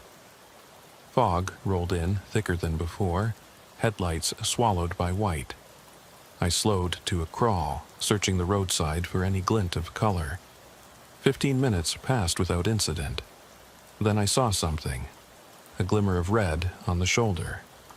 I stopped. A woman's shoe, bright red, lay half buried in mud. My breath stuttered as I grabbed my flashlight. I approached, heart in my throat. The shoe was empty, soaked through. Next to it, a scrap of cloth, the same scarf. I snapped a photo and pocketed the scarf. My radio crackled, Nguyen calling in. "Anything?" she asked. "Negative," I said, voice tight. Heading back to the road. I climbed back into the cruiser. As I closed the door, my beam caught movement up the embankment. A silhouette standing among the trees. I slammed on the brakes, light darting over bark and underbrush. The figure stood unnaturally still, taller than any woman, limbs unnerving in their straight angles. I raised my flashlight, arm trembling. The thing tilted its head, as if curious.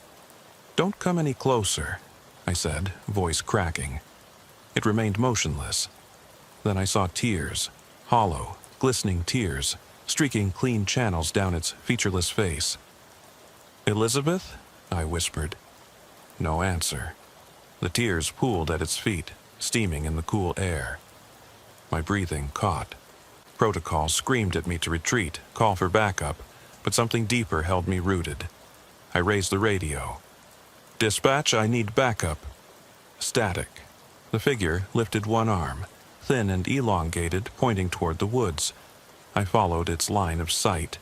A faint glow beyond the trees. like a lantern. My pulse thundered. This time I didn't hesitate. I stepped off the shoulder, moving toward the light. The thing turned and vanished into the mist.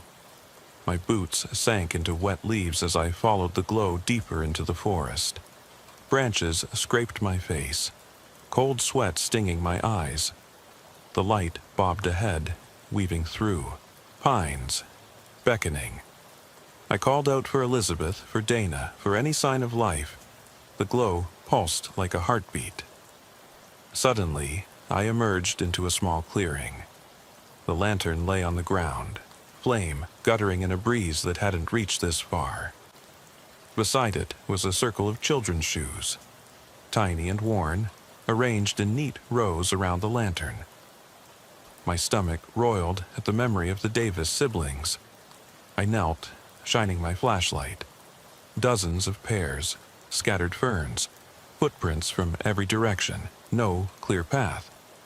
Then I heard a soft giggle, like a child's voice. It came from behind me. I spun, pistol raised, but nothing was there. The clearing felt impossibly still, the only sound my own ragged breathing. I looked down.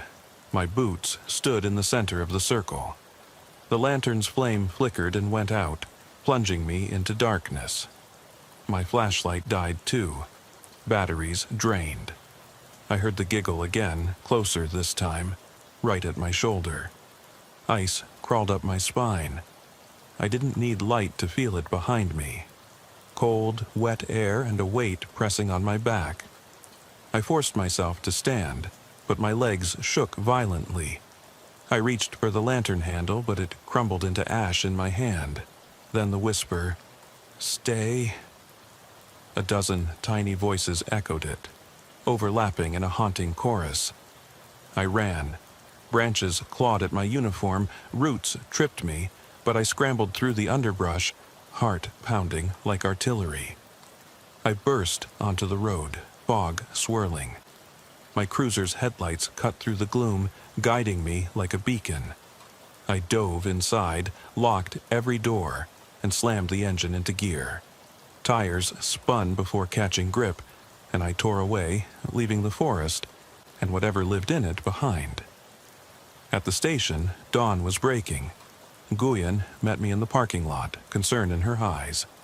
"What happened?" she asked. I just shook my head, eyes hollow. "I don't know," I said. "But it's not over." They'll never believe the children's shoes, the corpse-cold whispers, or the thing that shed tears like rain. They'll chalk it up to a missing person case gone sideways. Bad weather, overgrown paths, human predators. But I know the truth. I keep the red scarf in my locker. Some nights I unwrap it and touch the fabric, remembering the way it felt slick in my hand, the way it caught the light. I leave it out under my windshield before every shift, a warning or an offering. I'm not sure which. Tonight, I'll drive out again. I can't stay away. There are questions I still need answered. Why she thanked me, why the children circle the lantern, and what the thing wants from me. Whether it's the lost girl, the Davis siblings, or something older, something that remembers every step I take. I can't say. All I know is the fog beckons, and I'm the only one who can answer its call.